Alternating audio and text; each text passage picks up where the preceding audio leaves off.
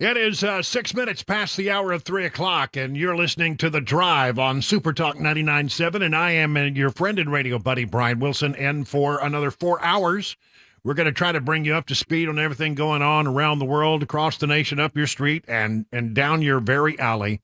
I mean, that's how we do it here. That's how we roll on The Drive. We're going to start, however, by taking a trip up to the swamp in Washington, D.C., where it's Groundhog Day is what it is, folks, ladies and gentlemen. It's Groundhog Day. We're gonna start playing that music, Sonny and Cher, and have the alarm go off, because every day it's the same story with Republicans trying to get a Speaker of the House. Something's going on. To quote an old song, something's happening here. What it is ain't exactly clear, but maybe Congressman Scott Desjardins can help us. He's on the phone now, standing outside a closed-door meeting where there is yet another discussion going on about who should be our speaker. Congressman, thank you so much for joining us. We appreciate you. So you had a meeting this morning, and the name of Tom Emmer emerged. He's the House Majority Whip, and now we're being told you're being called back for another meeting this afternoon. What's going on? I was going to say, you could probably pull our interview from last week and replay it. It's got about as much information in it. So, yeah, we had another round. We keep digging deeper and deeper into the speaker pool here in our conference, and we've now gone through 13 different potential speakers, and we're probably about where we were when we started. The decision of 8 people to get rid of our speaker 3 weeks ago is generating all the chaos, I guess, that they wanted to. This morning we had, I guess starting last night, there was 9 people in the pool. One dropped out last night after some questioning. This morning, another one dropped out before we went in to do nominating speeches, so we had 7. And then we started a series of secret ballot voting, and the lowest vote getter dropped off. So ultimately it got down to 4, which was Tom Emmer, Mike Johnson, Kevin Hern, and Byron Donalds. And they both had 25, or both Byron and Hern had 25. So Byron dropped out, which made Hern then the lowest vote getter, so he dropped out. So then it was head-to-head with Tom Emmer and Mike Johnson, who Mike would have been the more conservative choice. It's who I voted for from Louisiana, and ultimately Emmer got the 50% plus. I think he got 117 votes to Johnson's 90-some, and then there was a couple of others. So we're kind of back to having a speaker-elect, if you will, and now they went through a fairly lengthy question and answer period with him, and then they called for a roll call vote. There was about 26 people that said they wouldn't vote for him on the floor, so one by one they went to the mic and told him why. And that's been going on for a couple hours. Then they recessed, and now we're supposed to, well, I guess we started 10 minutes ago to go back in and see where Tom Emmer's at, whether he's got some decision, whether he's going to withdraw, or whether he's made progress getting these other members in line. Well, it sounds like it's going to be, I mean, it's a really heavy lift, first of all, to have 221 members in your conference, and you have to have 217, or depending on how many people are showing up that day, 218 votes to prevail. And it seems like the House conference is divided against itself in a way that's going to be near impossible to find somebody who can get the requisite number of votes. Yeah. I mean, interestingly, Kevin McCarthy only had 8 against him, so that's the best we've had. And I think Scalise had 17 against him. Jordan, who would have been a great speaker, a great conservative speaker, and I know most of my district would have loved that, and so would I. You know, he had 20 on the first round, then 20, then he lost 23, and then he lost 25, so he was going the wrong direction. Emmer's already at 25, and I just don't see how he gets there. I think Trump said, maybe Jesus Christ would please people enough. And I'm sure that this conference would find something to complain about there. Well, and the former president has also put out a written statement. I mean, I've got a soundbite where he didn't seem to be all that much against Emmer, but he put out a written statement a short time ago that said that it would be a tragic mistake for Emmer to be the nominee. I don't know how someone becomes the nominee and can succeed in getting 217 votes with the heavyweight former president of the United States expressing that he would not be supportive of that move. So what do you think might happen next? Well, I'm guessing I saw that statement too, and it was pretty powerful and pretty damning for Emmer, and Emmer's taken some votes that frankly I don't agree with. Now he's from Minnesota, which we all know is a purple, if not blue state, and so I guess he votes a little differently, and why he rose to the top of the speaker lectern at this point, I don't know. I like Tom. He's a good guy. He's not as conservative as we'd like, but I think, your point is, who do we get at this point? Because the next step would be for Emmer to step away, and then we go even deeper. We've had 13 candidates since McCarthy was ousted, and we were doing our work 3 weeks ago. We were passing appropriations bills. We had a plan, and now we're paralyzed. It's a terrible look. We're a year from the election, and we need somebody that can get to 218. So at some point, we've got to coalesce and get it together. And I'm not seeing it. I didn't see it last week. I certainly haven't seen it today, and I'll go in the room here in a minute and see if we've had some great epiphany. But I don't know what to tell you, Brian. It's very frustrating. Well, it is, and some people have suggested this could go for weeks and until you wear somebody down. I don't know. Do you go back to McCarthy and try that again? Well, like I said, he was within 8 votes. 96% of us were fine with his leadership. Is he perfect? No, but obviously no one is, and it was at least progress. We were doing our work. We were investigating. We were having the hearings. We were voting on the floor. We were moving forward, and I think that was basically our job with the slim majority, was to block the Biden agenda, to investigate the DOJ, FBI, the Hunter Biden, the big guy, and we were doing all those things. And right now we're not doing those things. So I think most people, if they were honest, would rather have this never had happened. So I think the 8 people that made that happen should somehow maybe step up and say, we started this, let's fix it, and maybe it'll come to that. The other thing we talked about was giving, I don't care if it's Patrick McHenry or whoever we designate as the Republican Speaker pro tem, give them powers to pass legislation that's essential between now and whenever we find our permanent speaker, but that has to be a Republican set of rules. I'm not going to go to the floor and let Democrats and Hakeem Jeffries vote for something that divides the slim majority we have. So if we can come up with a solution where our speaker pro tem can at least operate the House floor, I'm not opposed to that either. There have been some talk that the Democrats might support Emmer just to get something going.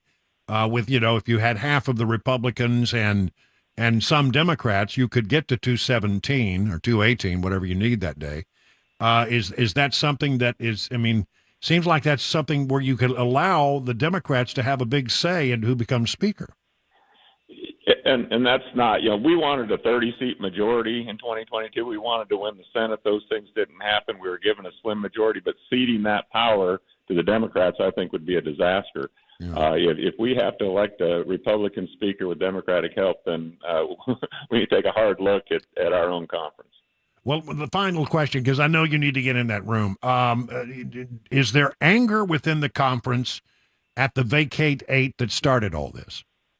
I think clearly some people have voiced their frustration in rooms like this. I think a lot of us just feel very disappointed and confused as to why it happened in the first place. Governing is not perfect. I accept the fact that people vote differently than me. I do the best I can to represent my district, and others in Tennessee do, I guess. I think that there's some anger. I think there's frustration. And it's only growing, but I just want to get back to work, doing the job we're sent here to do, and I think probably 96% of the conference feels that way, but yet we're dropping 10% of the conference on any of these speaker candidates. So hopefully we can fix that this afternoon, Brian. All right, Representative. I'll go find out. Okay, I'll let you go to your meeting, and thank you so much, Representative Scott DesJarlais from Tennessee's 4th Congressional District. Giving us the lay of the land as they are meeting even now behind closed doors to see, if they can come up with the requisite votes to make somebody the new Speaker of the House. Listen, I'd like to know what you have to say about it. 615-737-9986. People, are fascinated by this story. We're watching the sausage being made. Well, not really watching because some of this is happening behind closed doors, but we're seeing, how difficult it is. What would you like to see happen? What is the best outcome for you at this point? And how do you feel about, the Vacate 8 who have put everybody through this? 615-737-9986. Sure would like to have your thoughts on this so we can, sort of feel like where people are. I think our Tennessee delegation is, as you may have detected by listening to Congressman DesJarlais, I think they're very frustrated by what is happening. And I don't think that there was going to be a lot of Tennessee support for Congressman Emmer. It's very clear he doesn't have the votes. Is he going in to make the plea that, come on, folks, we got to get off dead center and do something? Does he have some kind of compromise, or is he just ready to take his name out to save himself the embarrassment of going to the floor where potentially Democrats might support him? And that's something that I think Republicans do not want. 615-737-9986. We start with Richard in Murfreesboro. Richard, you're on with Brian on the drive. Tell me what you think about this whole mess, Richard. I think it's an absolute disgrace, man. I'm just wondering why you guys aren't listening to the people that are voting you in. I mean, you're not pushing for it either, Brian. What, we are all wanting. I mean, we're wanting Byron Donalds, Jim Jordan. Nobody cares. Well, I think if you listened to my show yesterday, you heard me endorse the idea of Byron Donalds, and I was very supportive of the idea of Jim Jordan. So but I don't have a vote. I mean, you got to understand that when there's 221 members of the conference and you got to have 218 votes, you got to have somebody that can appeal to both sides, both the conservative side and the more moderate members, who are really worried only about one thing, and that is not getting reelected in the coming election, because they don't want to face that 60-second vote, that 60-second commercial, that ties them to the things that will not be popular in a state like, for example, Minnesota, Colorado. There are others. So, I mean, I understand their problem, but I mean, at some point, somebody's got to bite the bullet here and move off dead center. But Richard, thank you for the call. Michael from Nashville, you're up next. What do you think, Michael? Yes, sir. I just want to say that every time I kind of hear the term behind closed doors, it kind of turns my stomach upside down, because the government is they're all public servants, right?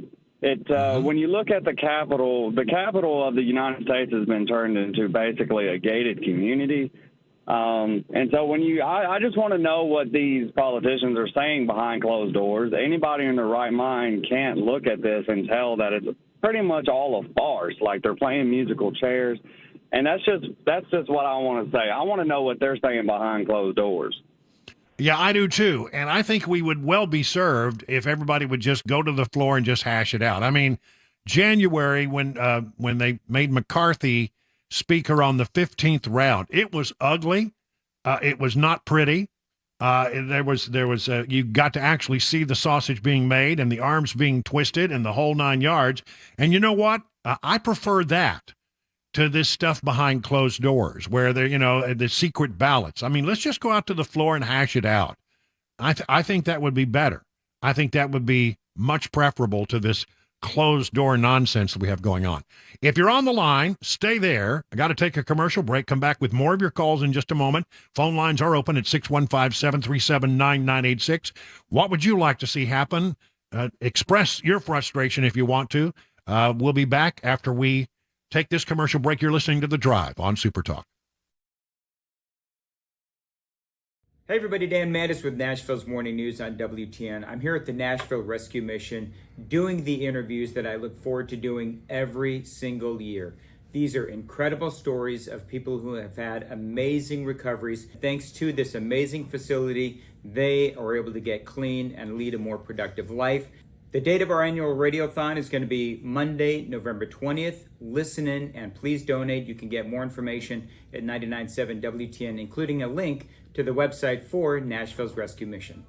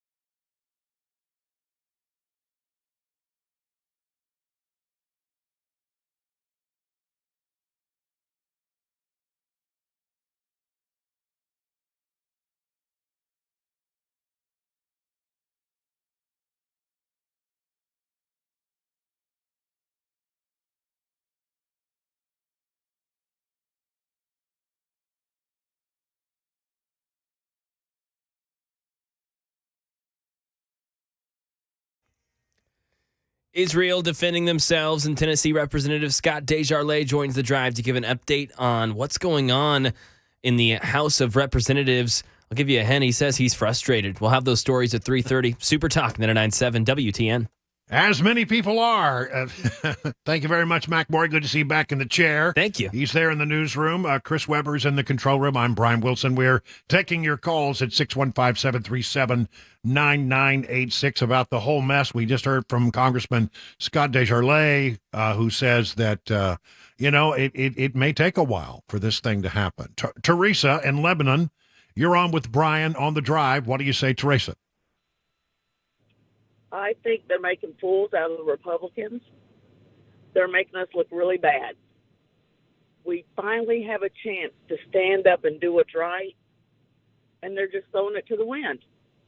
They don't care. Well, I tell you what, that's the way I feel about it. It is immensely frustrating that to see people so focused on their own positions and I guess what's the word I want to the weaknesses that they have when it comes to being reelected, that they can't look at the bigger picture, which is how this looks to the American people, how this really looks to the world, that we don't have a functioning Congress. We don't have a functioning House of Representatives. Since it's a bicameral body, we don't have a functional Congress. So 1/3 of our government is not operating as it should. And that's just embarrassing. It really is.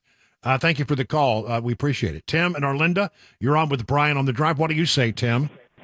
Hi, I was wondering, I read somewhere that guy that they nominated was on George Soros' payroll. I was wondering if you heard anything about that. I have not heard that. I doubt that is probably true. To be on George Soros' payroll, that would be very surprising. I mean, again, there are some members of the Republican caucus who are more moderate than maybe what we would like to see here in Middle Tennessee, but I don't think they're that moderate. Jerry, if there's something I'm missing out there, somebody send it to me. I'd love to see it. Jerry in Murfreesboro, you're on with Brian on the drive. Hello, Jerry. What's your thought? I'm one of those ones that believe in less government is better government. And you have to kind of think of why we got here. It's because we've been lied to as Republicans, as conservatives. Oh, just vote this way, just do this, and we'll do this, and all we do is we slip back and farther into communism.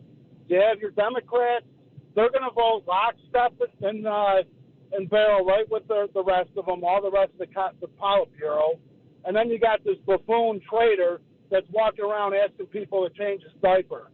That's the state that we're in, and we're the bad guys here because we're government the way how it's supposed to be. That's all my thoughts. So you're okay with the House not functioning? I'd rather have them get somebody in there and get it done right than to be lied to constantly. Oh yeah, we'll do this, and then they turn around and then they screw us right behind it. All right, Jerry. Thank you for that, man. I appreciate it. Sherry in Lewisburg, you're on with Brian on the drive. What do you say, Sherry? How can one person like Matt Gaetz come along and cause so much chaos? Do they not see that a house divided will not stand? And this is our one chance to pull, us back together again and do something for this country to make a difference. What's wrong with this Republican Party? Given an opportunity, and it does seem as if maybe perhaps we are squandering it and because we can't get our act together. We can't find, a caucus cannot find unity in purpose. I'm with you on that, Sherry. I mean, it's just, and I got to be honest with you. I don't think this is going to get resolved this week. I don't think it's going to get resolved next week.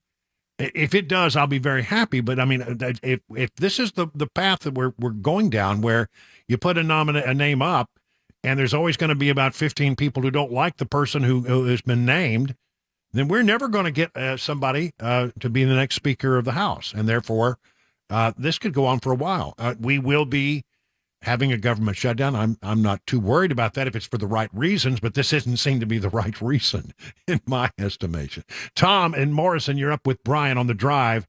Tom, what do you think? Brian, hello, sir. Yeah, Matt Gaetz and those guys got it right. McCarthy put himself in this position.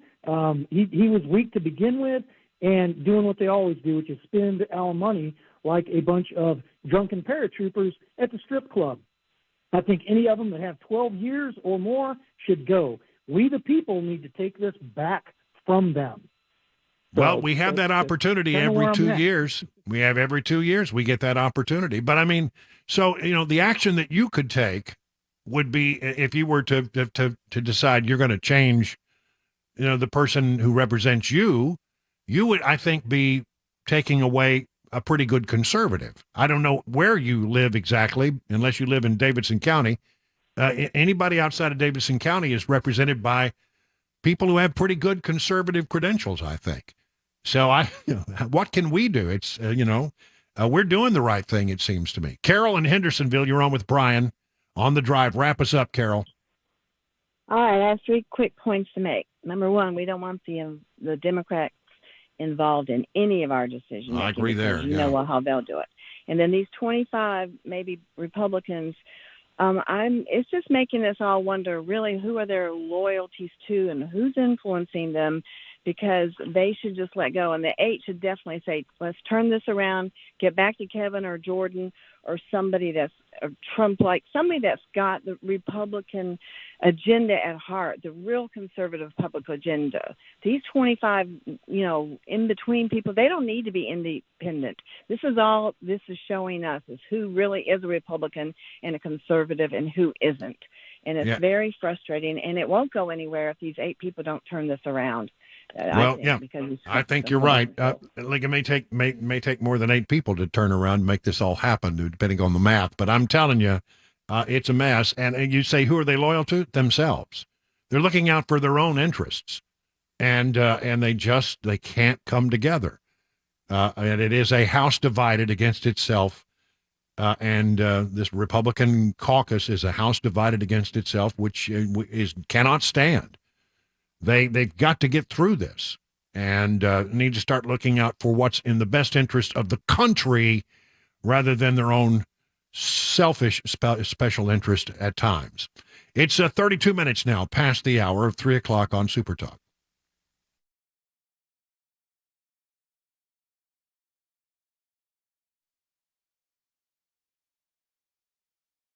"32 minutes after the hour of 3 o'clock, I'm Mac Maury with your top stories. Right now, 77 degrees on Music Row. Traffic and a weather forecast coming up in 5 minutes. The Biden administration continuing to defend Israel's right to defend themselves as aid organizations plead for the airstrikes in Gaza to end. Israel has not yet enacted its ground offensive, but they have been bombing areas of the Gaza Strip as they look to root out the Hamas militants that committed the October 7th massacre and kidnapping of dozens of Israelis. Karen Travers with the latest from the Biden administration. The White House says it wants to see all measures of protections for civilians in Gaza, but National Security spokesman John Kirby was explicit the U.S. does not support a ceasefire. We're going to continue to try to get that humanitarian assistance in. We're going to continue to try to get hostages and people out of Gaza appropriately. And as I think you've heard us say, a ceasefire right now really only benefits Hamas. Secretary of State Antony Blinken said humanitarian pauses must be considered to protect civilians in Gaza and get aid in. But Kirby said that's a temporary tactic and not the same as a ceasefire. And the death toll now over 6,000 in that Israel-Hamas war.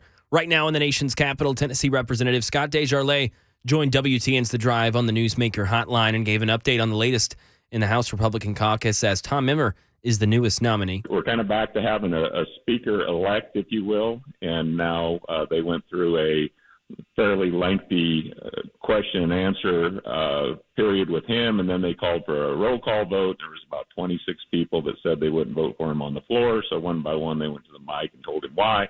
And that's been going on for a couple hours. Then they recessed, and now we're supposed to, well, I guess we started 10 minutes ago to go back in and see where Tom Emmer's at, whether he's got some decision, whether he's going to withdraw, or whether he's made progress getting these other members in line.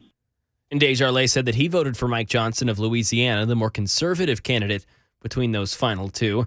And the representative also said that there have been 13 candidates now since Kevin McCarthy, and that at some point, quote, we have to get it together. That's the latest news. Weather and traffic next. I'm Mac Maury, WTN News.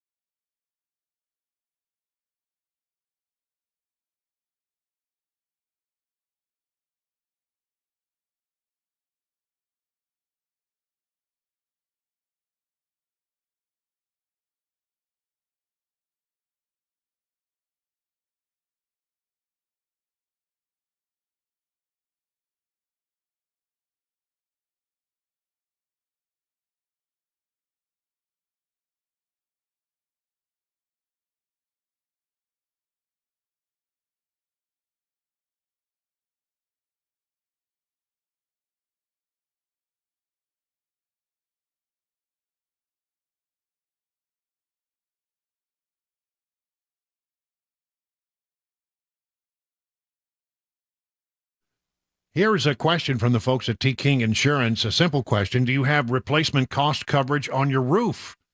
If the answer is not yes, then you don't. This means the insurance company will depreciate how much they pay for your roof claim, potentially leaving you thousands of dollars in out-of-pocket expenses. See, this is what you get with an independent agency, someone who asks those kinds of questions. And King & Associates has been in business in Brentwood for some 25 years as an independent agency, and I think that really works to your advantage. Number one, they don't have to just give you the policy that they have. They can shop around with different companies to find a policy that actually fits your need. They're not trying to push a square peg into a round hole. They want something that really works for you at a reasonable cost. And then the other thing is you get great customer service. And I'm going to give you an example. If you call this number, 615-329-8121, I'm going to give you that again, 615-329-8121. You're not going to get a call, a phone bank. You're not going to get a phone tree. You're not going to get a recording that says, please stand by. Your call is important to us. No, you'll get an actual human being who will answer the phone and put you in the right direction to getting your problem solved. Multi-policy discounts can save you a ton of money. Huge savings, 20, 25, 30, 35%. So get your royal review with King & Associates. Just log into tkinginsurance.com. That's tkinginsurance.com. The King Insurance & Associates, royal treatment and absolutely great rates.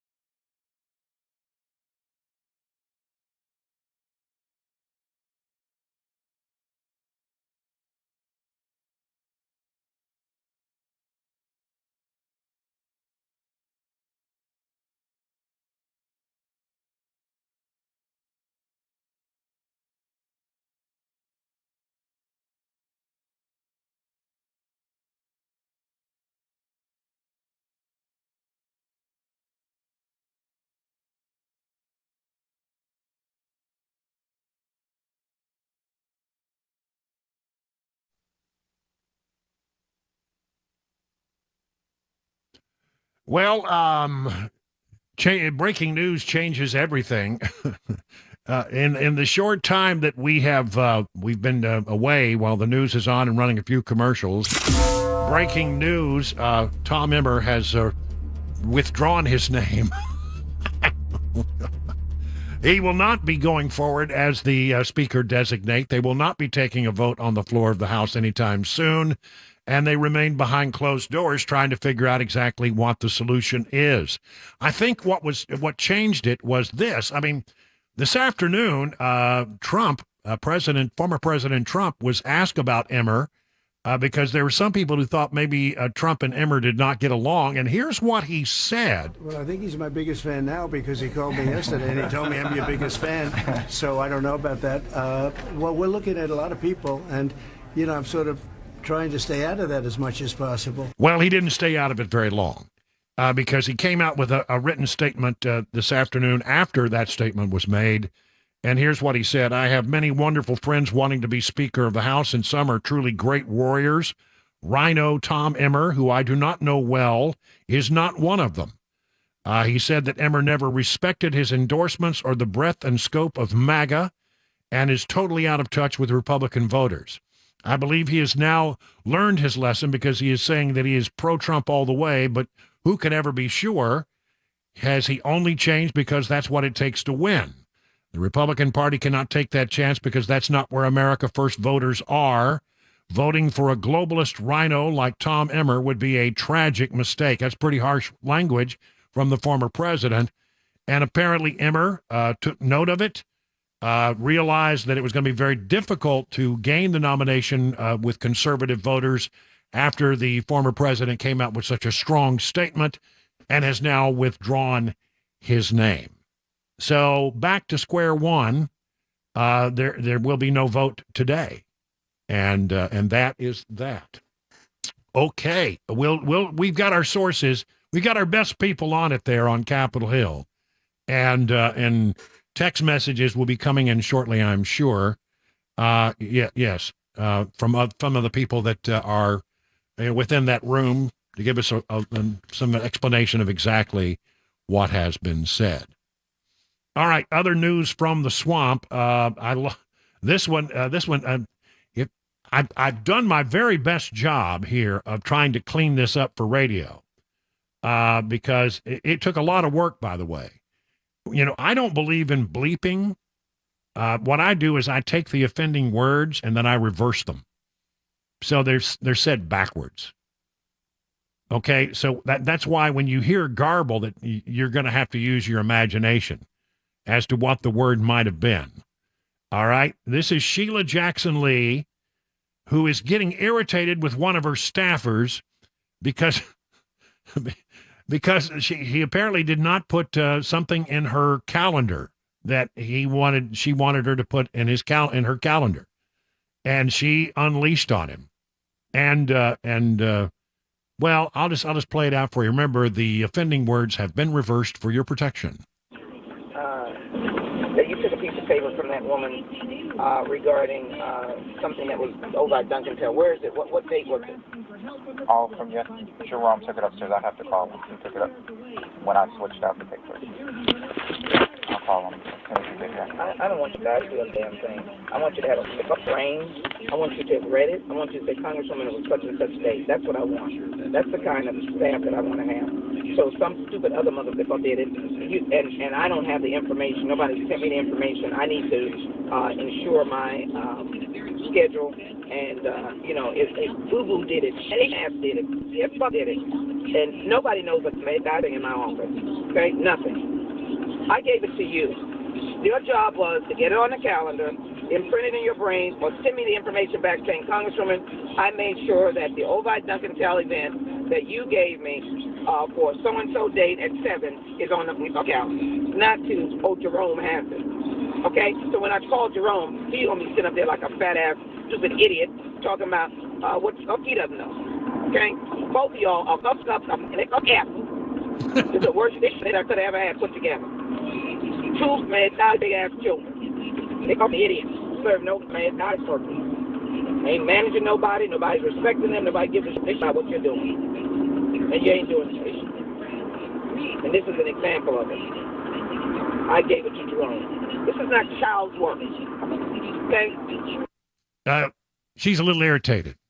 There was a lot of rush in that. I know. Maybe the beeps are more effective. I don't know. But I that's the way I do it. She has apologized. I know I am not perfect. To anyone who listened to this recording with concern, I am regretful and hope you will judge me not by something trotted out by a political opponent. I don't think it was trotted out by a political opponent. I think it was probably trotted out by the person she was yelling at, who apparently, decided to record the conversation. I recognize in my zeal to do everything possible to deliver to my constituents, I have in the past fallen short of my own standards, and there is no excuse for that.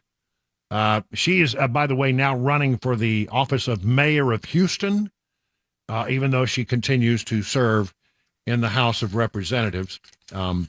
Sheila Jackson Lee. The thing I love about Sheila Jackson Lee is every time there is a State of the Union address, Sheila Jackson Lee, and I used to sit in the chamber and watch this happen. She'll come in like 2.5 hours before to get a chair near the door where the president will walk in, because she knows that if she's there when the president walks in, the cameras will pick her up and that the folks back home will see her shaking the hand of the president. She does it for Democrats. She does it for Republicans. I've seen her do it time and time again. That, she's all about the image, but this did not help her image at all. Also from the swamp, I want you to know that while we do not have a speaker, apparently the committees are continuing their work behind the scenes, and the House Oversight Committee is continuing to look into the activities of Hunter Biden, James Biden, and by extension, the current president of the United States, Joe Biden, and they really have come up with some amazing numbers. I mean, there was a thing we told you about the other day where they have an actual check that was written from James Biden, the president's brother, to Joe Biden, and we see the check, and it said it's supposed to be repayment for debt. And we know where the money came from. It came from an organization that was looking for help because they were about to go bankrupt, and they were looking for funding. And James Biden approached them and said, if you pay me, I think he said $600,000, we can use the Biden name to find you Middle Eastern funding. And so there was a $200,000 check that landed in his account, and he turned around and then sent it to the personal checking account for Joe Biden. Now, there's a real question is this a payment, or is it really repayment of a debt? And if so, where's evidence of the debt that James Biden had incurred to his brother? And so that kind of stuff is still happening. And it's because they now have access to the bank records of Hunter and James Biden. The personal banking accounts, they now have all of those records, and there's a lot there. The money laundering scheme is part of the same type of money laundering scheme that many people have been put in jail for. What you do is you basically buy a company that's going bankrupt or invest in a company that's going bankrupt to save the company. Then you run money through it through criminal enterprises. Marjorie Taylor Greene, who serves on the committee, said to Breitbart News. In this case, that was selling out Joe Biden's power and influence, and they received, it's going to be hundreds of $1 million. It's going to be a lot of money. I'll tell you why it's elaborate, because they have so many fake LLCs and so many bank accounts. That's the elaborate part of it. But, she continues, as I turn the page, the truth is they are nothing more than petty criminals who belong in jail, not just Joe Biden. Jim Biden belongs in jail, Hunter Biden, and it may extend to some of their spouses and other family members. This also means, again, this is attributed to Marjorie Taylor Greene, that Joe Biden is a criminal and should face criminal charges and should go to jail. It's absolutely unbelievable, and they did this on the backs of the American people. 9 times Joe Biden denied any involvement in the business. Where is the money? Joe Biden asked reporters in September. Comer believes he may have found some of it with these bank records. 51 minutes now past the hour. Hi, I'm Paul Winkler. What's one of the biggest mistakes that I find that investors make? Well, it's typically buying based on past performance. We look at our 401k, we try to decide which fund should I buy, and tend to look at historical past performance over 3, 5, and you even hear investment advisors telling people to look at 3, 5, and 10-year track records. Problem is that what do markets do? They go up and they go down. Well, where did this have a great past performance? Here to here. So we end up buying high. We found that there was one study back in 1986, and it was called the Brinson-Hooden-Biebauer study. And they were looking at what drove investment returns more than anything else. And the study sort of looked like this. They said, stock selection, about 4% of investment differences were due to stock selection. About 2% was due to market timing differences. Asset mix, asset allocation, that was the big deal. Now, what they found, which was fascinating, was that when the pension plans engaged in these two activities, in one study it showed that 100% of the time, investment returns were lower and it increased risk. Not something you want when you're an investor. So this is something that we teach investors to help them sidestep some of these issues. Now, if you want to learn more about our approach to investing in financial planning, go to paulwinkler.com and set up a free 15-minute phone call. Or you can call 615-851-1950.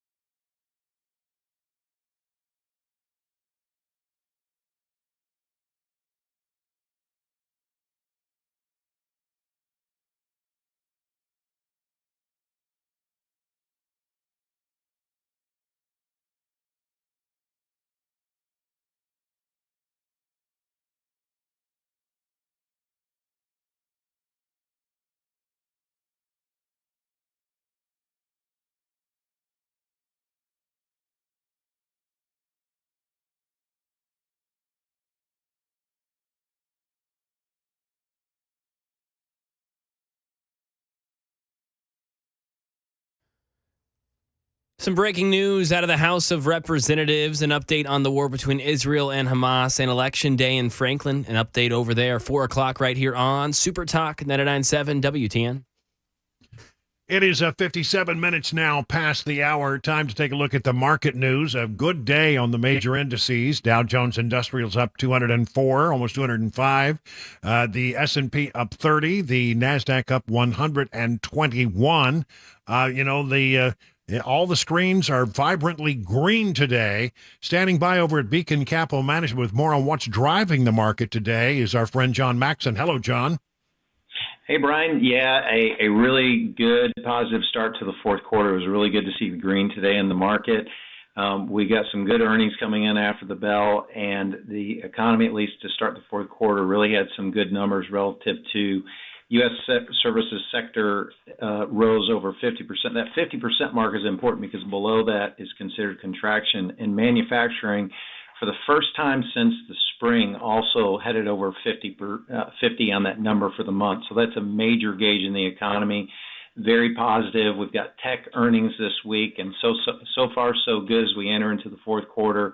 And again, earnings season is just getting started, but at least it's off to a really positive start. All right. Thank you very much, John. You can learn more about all the things they can do for you over at Beacon Capital Management by going to their website, askbeaconnow.com. It's 58 minutes past the hour. Let me tell you about the folks over at Grace Point Healthcare, where they deliver medicine affordably with menu-style transparent pricing so you know how much it costs before the care is delivered. Now, this is the time of year where people are making important healthcare decisions. I mean, really, if you're finding yourself with one of those high-deductible insurance plans, well, the Smart Care plans over at Grace Point Healthcare may actually help you out a great deal. They start at $69 a month, and for that, you get unlimited office visits and free basic labs for the entire year. Now, that's right, and because they treat the whole family, even newborns, they can offer family plans as well. You marry that with the high-deductible insurance plan could save you and your family a lot of money. At Grace Point, they take their time with each patient. They see you the same or next day. There are no long wait times or crowded wait rooms. They treat naturally wherever possible, and it is a military vet-owned practice. Just some of the reasons why it's been voted the best primary care provider by Toast of Music City for year after year after year. And Grace Point wants you to know that they have COVID testament and treatment therapies that can help you get over it more quickly. If you think you might have COVID, don't waste a moment. Go get tested and treated at Grace Point Healthcare. On Main Street in Franklin, 599-6868 to schedule a visit.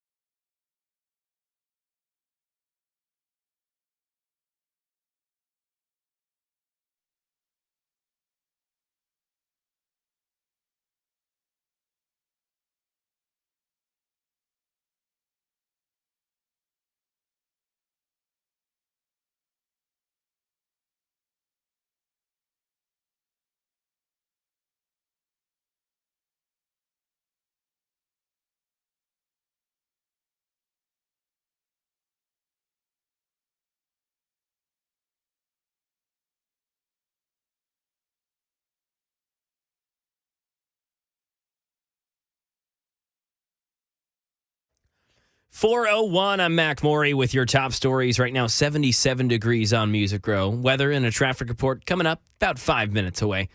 Right now, in the nation's capital, Representative Tom Emmer of Minnesota has withdrawn himself now as the next nominee for Speaker of the House. Tennessee Representative Scott DesJarlais joined WTN's The Drive before this news was released, but discussed this exact scenario. We were doing our work 3 weeks ago. We were passing appropriations bills. We had a plan, and now we're paralyzed. It's a terrible look. We're a year from the election. And, we need somebody that can get to 218. So at some point, we've got to coalesce. And and get it together. There have been 13 candidates now since Kevin McCarthy was ousted by the Vake 8. Desjardins said the anger is growing and that probably 95% of the caucus just wants to get back to work. And in the war between Israel and Hamas, Michelle Franzen with the latest. 2 weeks after Hamas terrorists killed 1,400 in Israel and took more than 200 hostages, 4 have been released from Gaza. The U.S. now urging Israel to focus on securing the release of more hostages and to avoid casualties as it prepares for a ground offensive. The White House says it will continue to talk to Israel about the importance of avoiding and minimizing civilian casualties as they go after legitimate Hamas targets. But National Security spokesman John Kirby was blunt about what he says is a, quote, important notion. This is war. It is combat. It is bloody. It is ugly. And it's going to be messy. And innocent civilians are going to be hurt going forward. I wish I could tell you something different. I wish that wasn't going to happen. But it is going to happen. Kirby said the U.S. will do everything it can to help the Israelis minimize that, but said, quote, that's unfortunately the nature of conflict. And the death toll now over 6,000 in the Israel-Hamas war. In Tennessee, election day in Franklin. Polls open in Franklin where voters are going to choose a mayor and alderman at large. 17% of registered voters came to vote early. That's more than the 6% and 3% that did the last 2 years. The mayoral race is down between incumbent Ken Moore and current alderman Gabrielle Hansen. And Hansen has made national headlines this year for making unfounded claims concerning the Covenant shooting, along with neo-Nazis showing up in support to an event of hers recently. And the Alaska Airlines captain accused of trying to sabotage a flight on Sunday night while he sat in a cockpit jump seat is now facing federal charges in addition to state charges. Prosecutors claim Joseph Emerson said he had been depressed and thought he was having a nervous breakdown. He said he felt like he was in a dream and just trying to wake up. He mentioned taking magic mushrooms, but did not clarify when. Alex Stone with the reaction from Alaska Airlines. With the details of the case now known, Alaska Airlines says it is deeply disturbed by what the company has learned. Alaska says its gate agents are trained to identify signs and symptoms of impairment, and that at no time during the check-in or boarding did the gate agents or flight crew observe any signs of impairment that would have led them to prevent Captain Joseph Emerson from boarding. Emerson has been removed from service by Alaska Airlines and relieved of all duties. He remains in jail. And that is the latest news. Traffic and weather next. I'm Mac Morey, WTN News.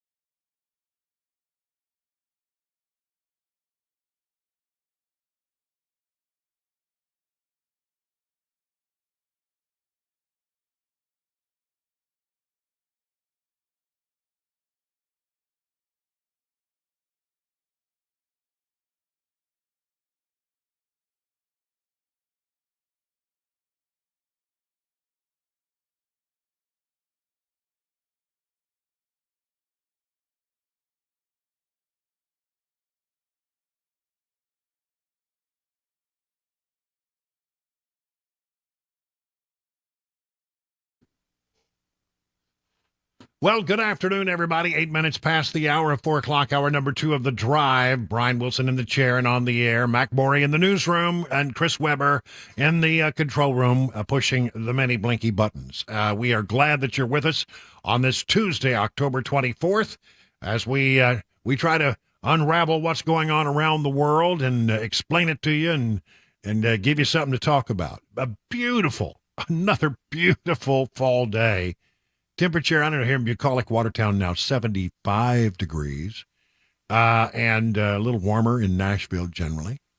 It's been nice today. It has been, yeah. Yeah. Today was getting ready to do the show, and I heard a tremendous racket outside. And away to the window, I flew like a flash. I walked over to see what was going on, and there are many trucks in front of my house. Uh-oh. And they hacked the crap out of a Bradford pear across the street that was apparently about to impinge upon a power line. They'll do it. And I mean to tell you that those two trees got a haircut. That's what they deserve. Now they just look, I feel sorry for them. They look silly. It's just like half a tree. I mean, just they went up about halfway up the tree and just that's the official sound that I heard. Just whacked it off. Got a flat top, huh? Yeah, here come old flat top. You should just go out there and put it out of its misery. Honestly, I mean, I don't know why we don't just go ahead and pull those trees up. I mean, rather than have a tree live in that kind of embarrassment, isn't it better to just put it out of its mercy? Yeah. Just put it out of its misery. I don't know. But anyway, that was my life today. Bulldog here. She decided she would come to work today after yesterday just looking at me and saying, no, it's just too nice outside. I'm not coming. Well, she's got to earn that paycheck today. Yeah. That's right. Yeah. And she's still wearing the cone of shame because that's terrible. It is terrible. I hate this. She's very itchy because, she's preggers. We're pretty sure. She's with child. She's with children, we think. And so she can't take her regular allergy medicine. Mm-hmm. And so if you don't put the cone on her, she just rubs, itches, and scratches all day long. It's a tragic thing. The dog, poor thing. I feel so sorry for her. But she's back there on the couch right now. Everybody said I need to be giving more Grogu updates. That the other day I showed a picture of Grogu on my social media calendar, and that's the latest. We'll know for sure on Halloween we're going to go have her. Insane. We're going to go have an ultrasound done, and we'll know really? Exactly. Yeah, really, honestly, I know. That's find out how many puppies may be coming. Puppies would, if she isn't in. I mean, it's pretty clear to me. Mm-hmm. The girl is hanging low. Let's put it that way. Gotcha. Yeah. And she's. I think she may have several puppies, but we'll find out for sure. And then they would be due about Thanksgiving. Wow. Yeah. Quick turnaround there, huh? Yeah. It doesn't take long. Doesn't take long. By the way, did you find your keys yet? No, I have not found my keys. Okay. Somebody had a great idea. Said get a magnet. There's a magnet device that rolls around. It's like you roll it around your yard. Yeah, I've seen. I've never seen one of those, but it's about 3 or 4 foot wide. Yeah. Really? Yep. That might be the trick. That's a big magnet. It is. I mean, that probably costs more than it costs to replace all the keys. It's quite possible. Yeah, I don't know. But then again, I'll probably lose something else. It might as well go ahead and make the investment. I don't know. All right, let's see what else is going on. I want to talk, if I could, about what's happening in Israel. A little bit of information. Number one, this soundbite from John Kirby. I think it's a difficult job to be John Kirby and to speak on behalf of the National Security Council for this president. But the former admiral, I will say, at least tries to lay it straight on the line for the American people when it comes to the things that we may be seeing. And his words are words of warning, and I think we are well to heed them when it comes to what may be happening in the days ahead. And he's right. This is war, and the pictures that are going to come out of a war zone are at times going to be anything but pretty. This is war. It is combat. It is bloody. It is ugly, and it's going to be messy. And innocent civilians are going to be hurt going forward. I wish I could tell you something different. I wish that wasn't going to happen, but it is going to happen. I would rather have that than a bunch of hemming and hawing. I would rather have that, somebody just tell it to you straight, than somebody who tries to sugarcoat everything. And I appreciate his frankness. And what he's saying, I think, here is American people and the world needs to brace for some of the images we may see in the days ahead when Israel finally does begin its ground offensive. The question is, why haven't they started the ground offensive as of yet? And I think it's because they are still involved in hostage negotiations.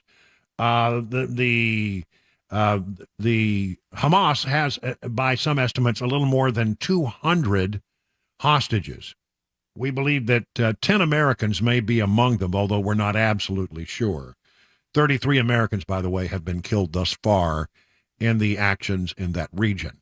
And he says, look, we're not telling them how to do their business, but we do remind them from time to time about, the way that people who follows the rules of combat try to conduct their operations. President Biden has, since the very beginning of this conversation, been talking to the Prime Minister, and we have been talking to Israelis at various levels, at the cabinet level and below, about what separates us from Hamas as two democracies, and that's respect for human life. That's abiding by the law of war. That's by doing everything you can to try to prevent civilian casualties and collateral damage, and that's an active conversation we continue to have with them.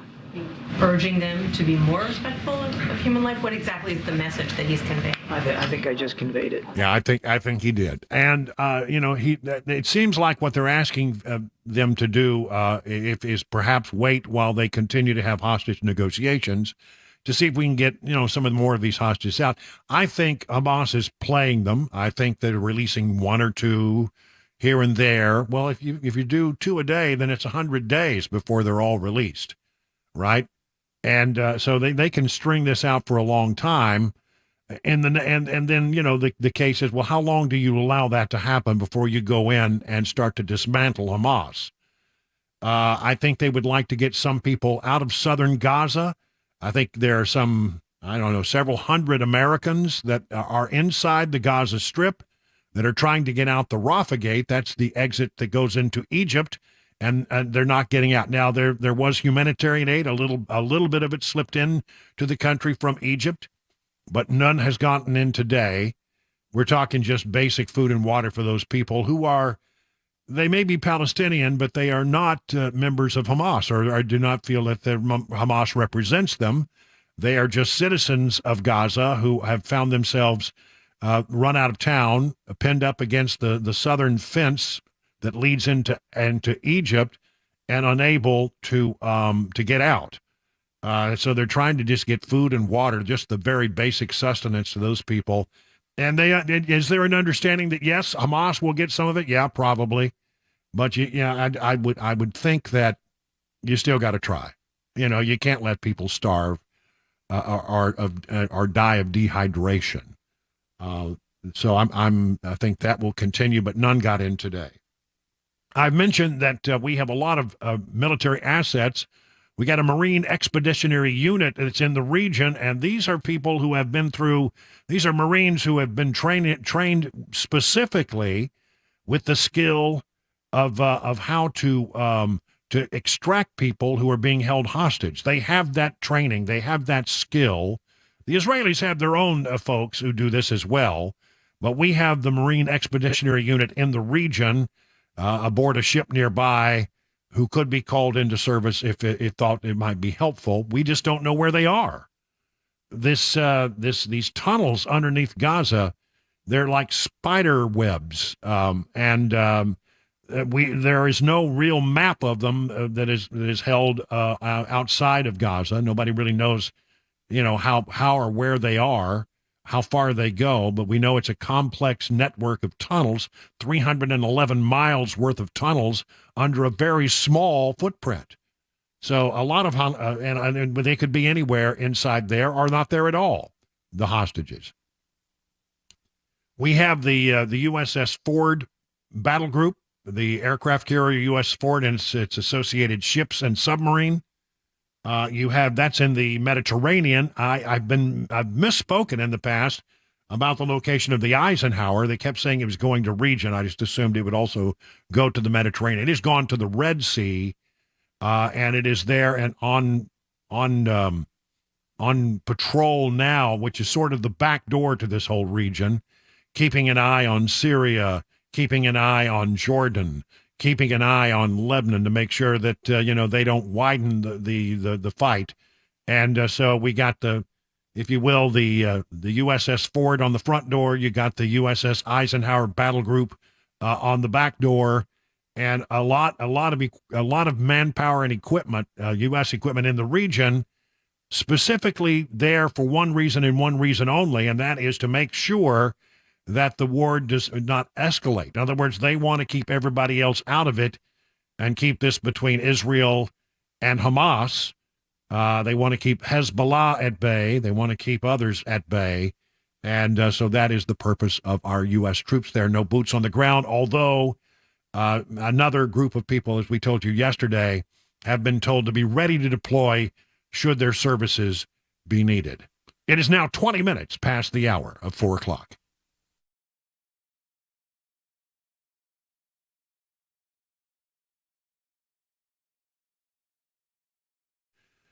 I want to tell you about Everseal, which is an amazing product, really, when you think about it. It's actually technology that's been around for ages, was used in industrial applications. It's a sealant for wood and concrete, exterior wood and concrete. And the folks at Everseal figured out a way to take this industrial application and use it in a way that it could be affordable for home and business owners. Their process starts with a deep cleaning.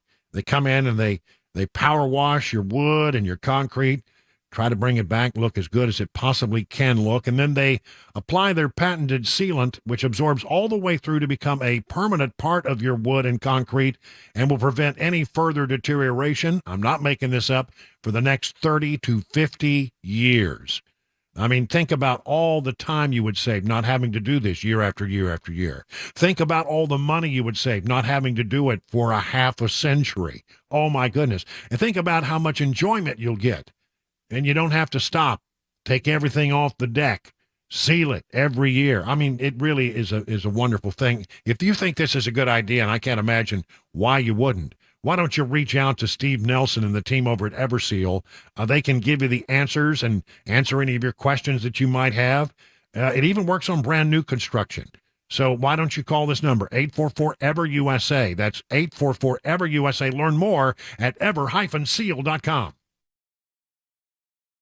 Hey everybody, Dan Mattis with Nashville's Morning News on WTN. I'm here at the Nashville Rescue Mission doing the interviews that I look forward to doing every single year.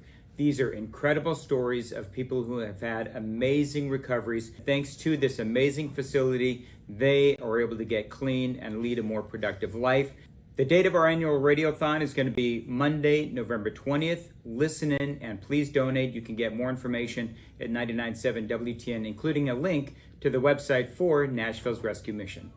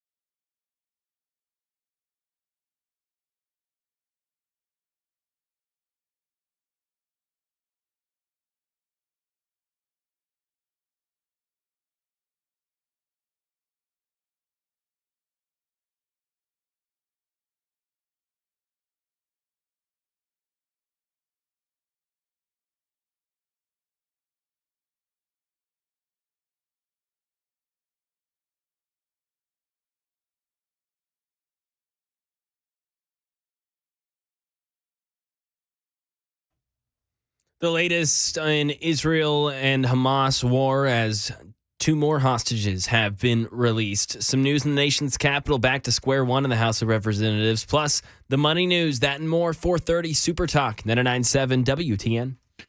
It's Mac Morey in the newsroom. Did I understand correctly? You were at the Kansas City game this weekend. Is that right? Did I hear that correctly? Heck yeah, you did. It was great. Did you see Taylor Swift? I did not. That's exactly what I asked him. It's the first thing. No, how was the game? Who won? Did you see TT? No, I didn't get to see Taylor Swift. You didn't carry some binocs so you could scan the boxes. I'm disappointed in you, my friend. So was my girlfriend. We had a conversation yesterday when you were not here, and we decided that we're starting a new segment. So I want to bring you up to speed on it. It's a new segment that we're going to be doing, every day that it makes sense to do it. That we call News That Lights Your Fuse. I like that. So, you like that? It has a ring to it. It came from David, one of our listeners. Okay, nice job, David. Yeah, we were trying to come up with, so I was going to say news that will piss you off, and I thought, no, we don't need to do that. We need something nicer, more professional, less coarse. And so David came up with that, and then Chris came up with some people. I know you're going to be shocked by this, Mac, but some people call the things that we play sometimes, they call them cheap and tawdry sound effects. Oh, I know. And really, they don't understand that what this is not sound effects. It's, we prefer the term sound design. Absolutely. Sound design that illustrates, and furthers the impact of a segment. And so we have a sound effect for news that lights your fuse.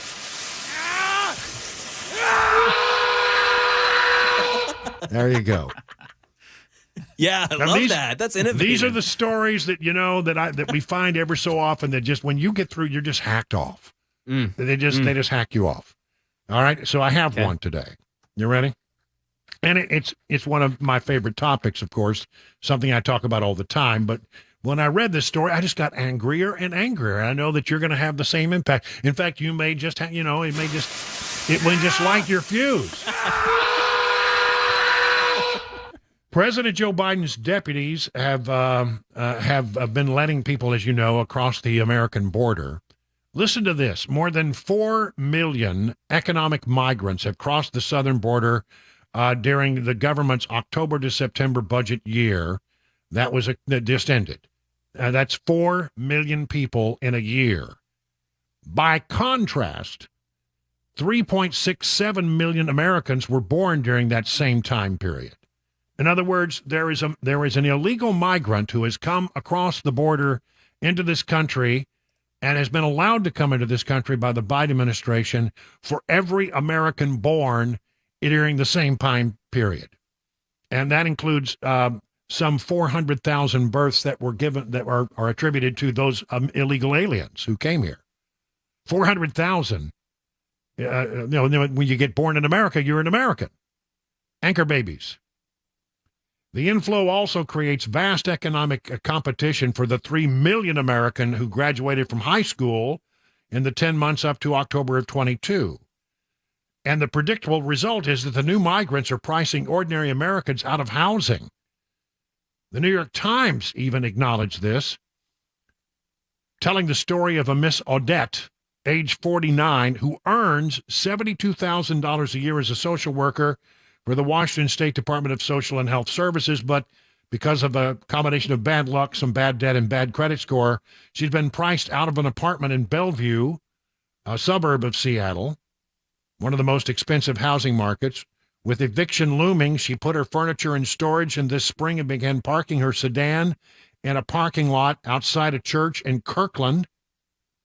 Her biggest investment became her home. The roof turned into a dining table. The trunk of her car became a closet. The weathered stretch of blacktop provided by a Methodist church became her yard, her neighborhood, and her safe place. In parking lots across the country, car dwellers shared the hardships that landed them there. A man who scraped by delivering pizza in Santa Barbara ended up in his Nissan Frontier when the pizza parlor cut his hours. A 35-year-old who installed home security systems ended up in a Chevy Suburban when he lost control of the drill and snapped his radial tendon and could not work. One woman said she had to choose between helping her mother or herself. By contrast, compare and contrast, many migrants are being fast-tracked into American housing by government-funded, business-backed progressive groups who increasingly divorce themselves from the interest of ordinary Americans. They're getting housing. They're getting health care. They're getting child care. And they came here illegally, and the government is doing everything they can to help them out while average Americans are suffering. This year's inflow was revealed on October 21st, just the other day, 3 days ago, when Biden's deputies reluctantly released the September numbers on a Saturday when they know that not many people follow the news. The year's inflow hit 2.62 million when September's inflow of 341,000 Southern migrants was revealed. So, as many people are coming into this country as are being born in this country, and that includes the 400,000 children of the illegal immigrants, the anchor babies. And while the migrants are getting tickets to go wherever they want to go, they're being put up in housing. They're getting medical care. They're getting all kinds of, we're educating their children, even though they are not residents and they are not contributing to the tax base. Americans are struggling in this down economy. It's enough. It's the kind of news that makes you light your fuse.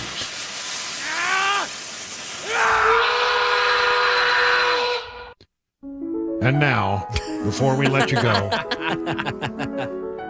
we don't want to leave you in that agitated state. So, very quickly, good. 1 or 2 deep cleansing breaths. Here we go. In with the good air. And out very slowly with the bad. It is now 32 minutes past the hour of 4 o'clock.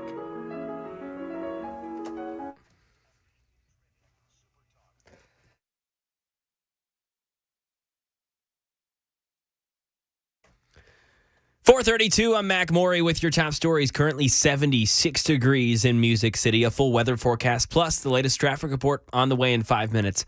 2 family members who haven't heard from their loved ones since the October 7th terror attacks in Israel are at the United Nations, begging for Hamas to release its hostages and calling on the international community to do more.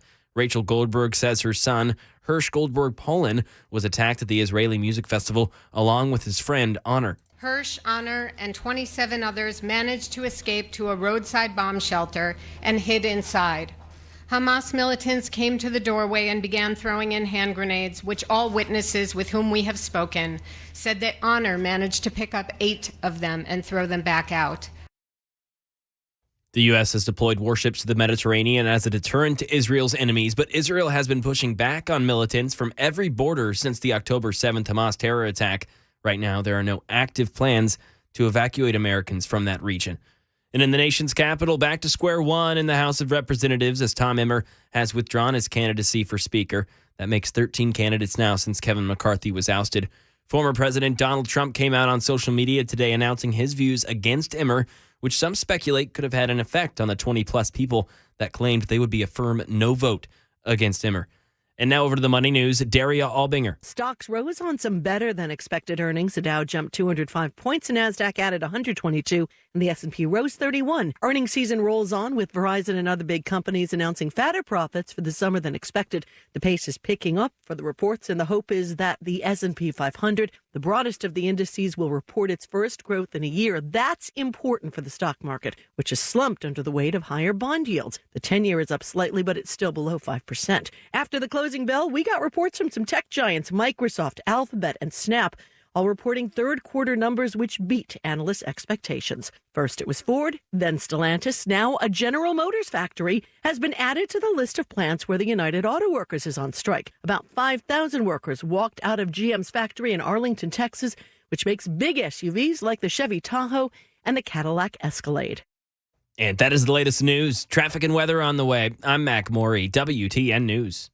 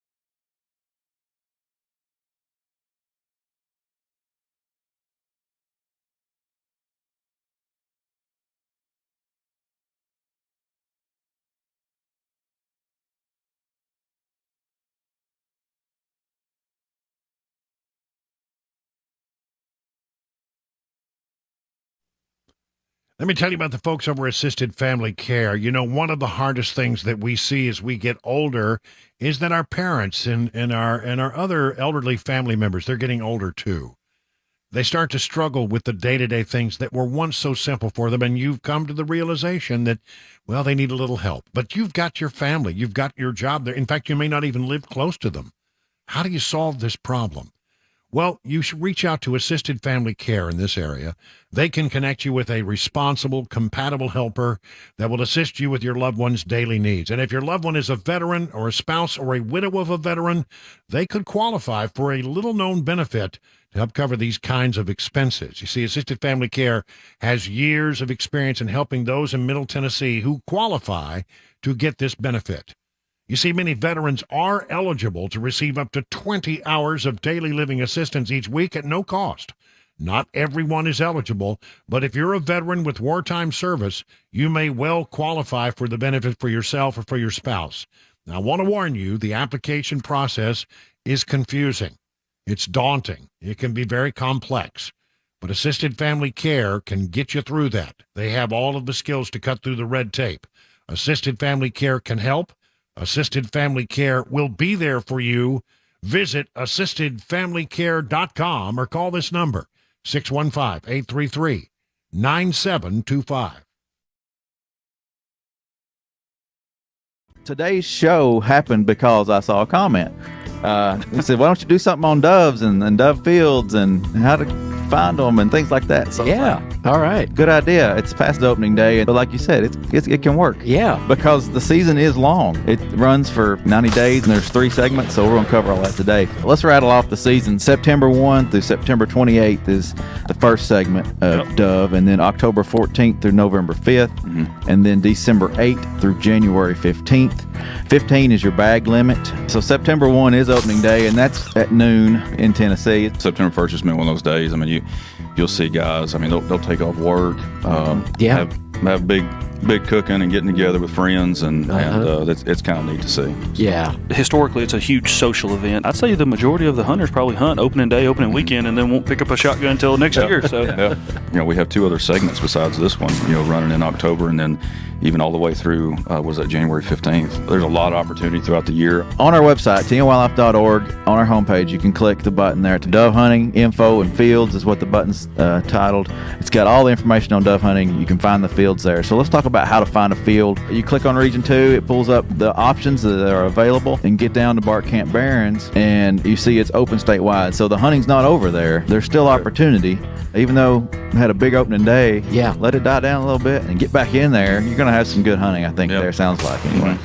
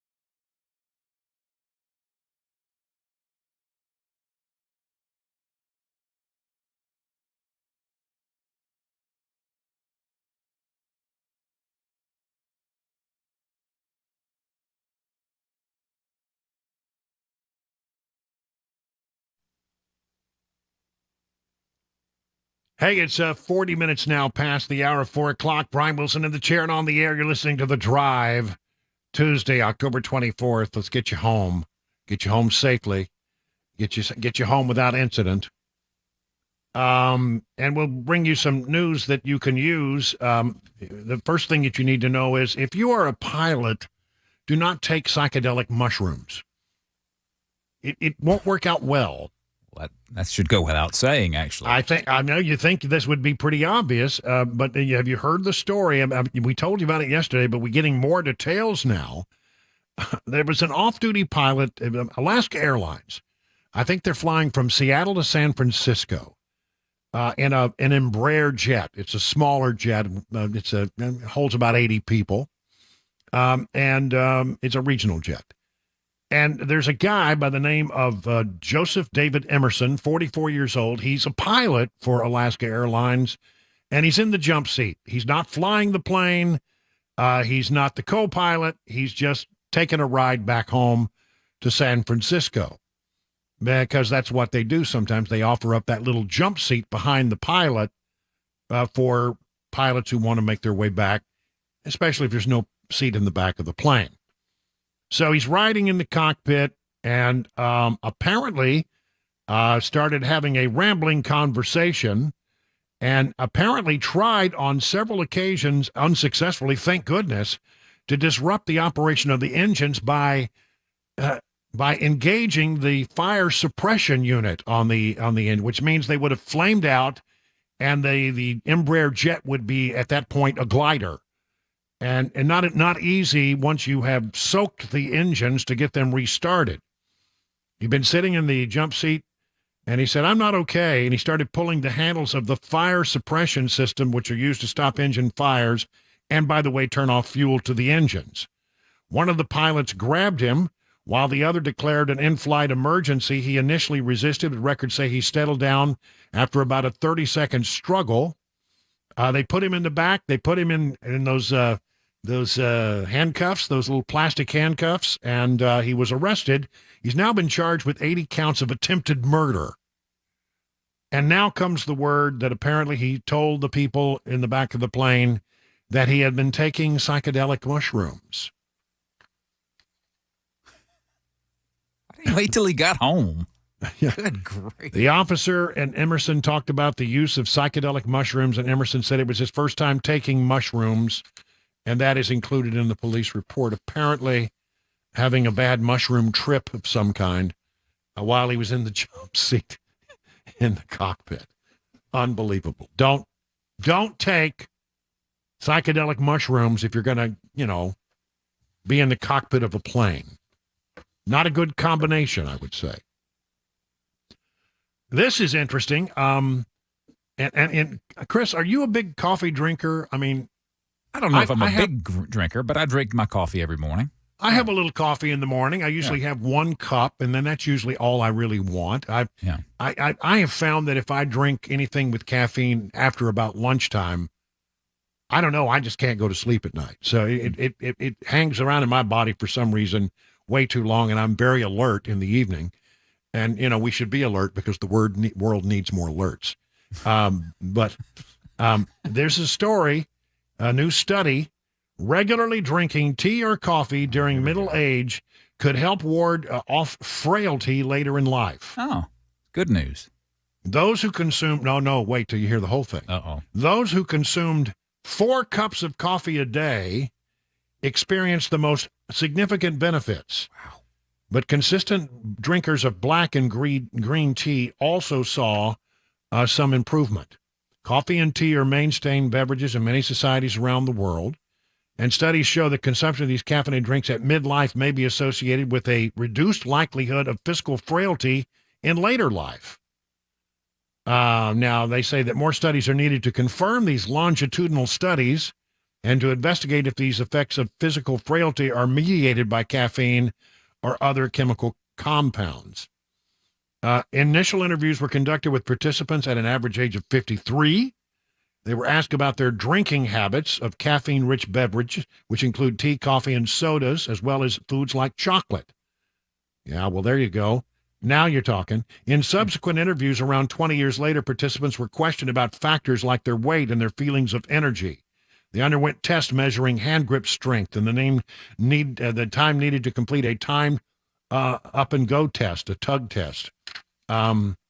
Frailty was determined based on a combination of factors: weight loss, exhaustion, slowness, and weakness. In a study group, 83% of total caffeine consumption came from coffee, 12% from tea. More than 2 in 3 participants drank coffee daily, and the majority consuming at least 1 cup a day.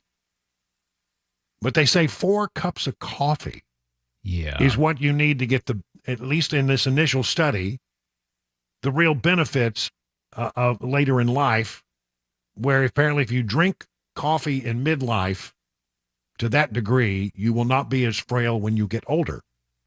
That's not going to happen for me. That's a bit. 2 cups, that's my daily intake. I could not do more than that. And I don't drink any other forms of caffeine. I don't drink tea or sodas or anything like that. So really, yeah. But I guess it could explain that my father-in-law lives off of coffee. Like, I've never seen someone drink he drinks it all day, like from the time he's up at 5 a.m. all the way until late evening. He drinks coffee constantly. And if he's not drinking coffee, he's drinking a soda. But I will say he's in his mid-70s. He's in good health, so maybe there's something to it. Yeah, I don't know. I mean, apparently there are people who drink coffee throughout the day and it becomes a habit. I can't drink that much coffee. I mean, there was a time when I worked a morning show in D.C. On a local Fox affiliate before I went to Fox News, and I got up really early and I did the 5 a.m., 6 a.m., 7 a.m., 8 a.m. newscast before the Today Show, right? Well, before the whatever it was that we ran, and so I did those early morning newscasts, and I would come in, and at the same time, by the way, I was working on a master's degree, so I'm working 7 days a week, and I'm just burning the candle at both ends. So I would hit the little grocery store near my home on the way in the morning, and I got a 20-ounce cup of coffee. I got to work, I filled it up, and I went back to my office to prepare for the show. I came to the set, and we had, at the time, something I don't think they even have in TV news anymore. We had floor producers, floor directors, and they would come by and fill up your coffee cup repeatedly. So then, you got lost track of how much coffee you were drinking. And I thought, well, by the time I got off the air, I was ready to go, man. I mean, I'm telling you, I was wired. Yep. And it probably didn't work too well for me. Then I would find out. Then on Saturday, the one day out of the week where I didn't have to get right up at the crack of dawn, because I was working on my master's degree, I had to go to college that day. I would get to sleep into 8 o'clock, before I had to get up and go to school.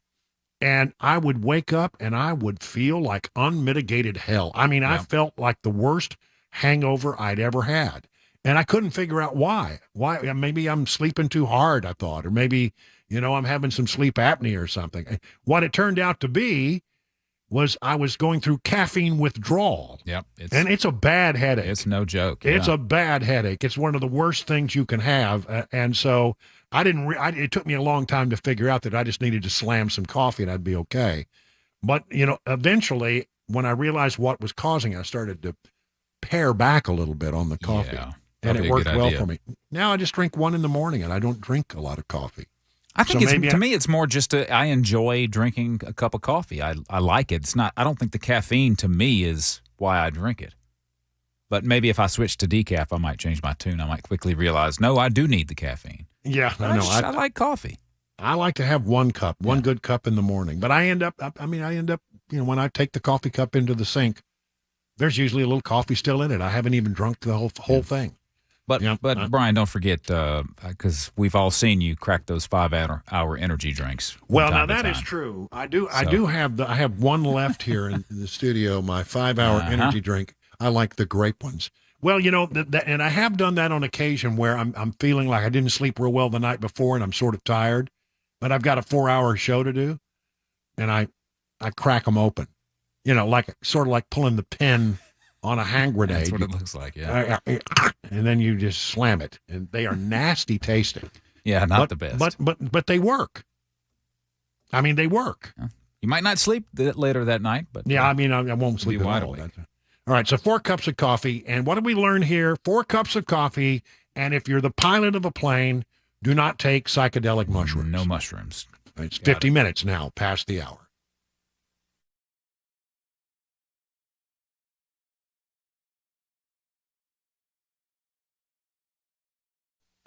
Say, I don't want to forget this before I get too deep into this spot for Johnny Fleeman's and the Legend Steakhouse, but they want you to know that on Veterans Day, veterans eat for free. That's right, at any Legend Steakhouse. And have you been to a Legend Steakhouse lately? Maybe you're going to stop by for dinner tonight. Oh, it'd be good. But they want you to think about them at lunch as well. Over there, they serve a meat and 2. It's like fried pork chops, smoky mountain meatloaf, fried catfish, slow-cooked pot roast with gravy. And the sides, well, 14 different vegetables and casseroles to choose from.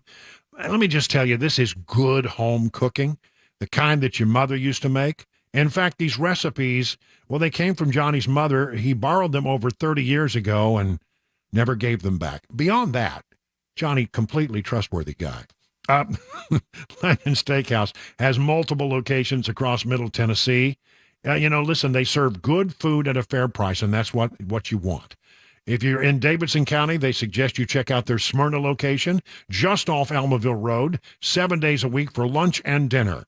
Or go to legendsteakhouse.com to give you all of the locations of different Legend Steakhouse locations, and also you can do some online ordering there if you want. A Tennessee company that's been in business for 34 years, you're going to love your next visit to Legend Steakhouse. Hi, I'm Paul Winkler. What's one of the biggest mistakes that I find that investors make? Well, it's typically buying based on past performance. We look at our 401k, we try to decide which fund should I buy, and tend to look at historical past performance over 3, 5, and you even hear investment advisors telling people to look at 3, 5, and 10-year track records. Problem is that what do markets do? They go up and they go down. Well, where did this have a great past performance? Here to here. So we end up buying high. We found that there was one study back in 1986, and it was called the Brinson-Huden-Biebauer study. And they were looking at what drove investment returns more than anything else. And the study sort of looked like this. They said, stock selection, about 4% of investment differences were due to stock selection. About 2% was due to market timing differences. Asset mix, asset allocation, that was the big deal. Now, what they found, which was fascinating, was that when the pension plans engaged in these two activities, in one study it showed that 100% of the time, investment returns were lower and it increased risk. Not something you want when you're an investor. So this is something that we teach investors to help them sidestep some of these issues. Now, if you want to learn more about our approach to investing and financial planning, go to paulwinkler.com and set up a free 15-minute phone call. Or you can call 615-851-1950.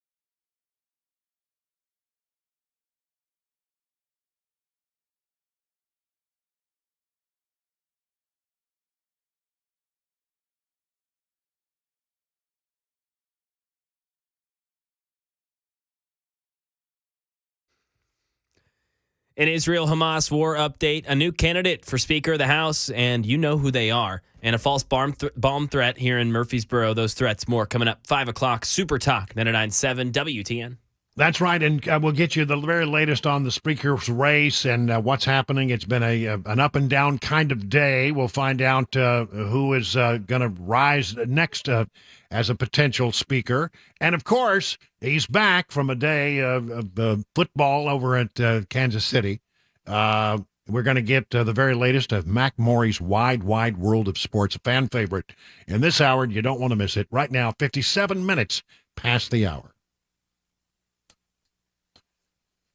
You've heard me talk many times about Dr. Kevin Mitchell. He's my doctor. He can be your doctor as well. He's a nationwide known leader in the therapy known as non-surgical spinal decompression.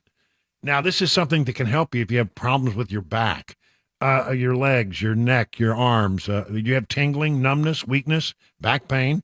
Maybe you've heard the term bulging disc or disc herniation or spinal stenosis.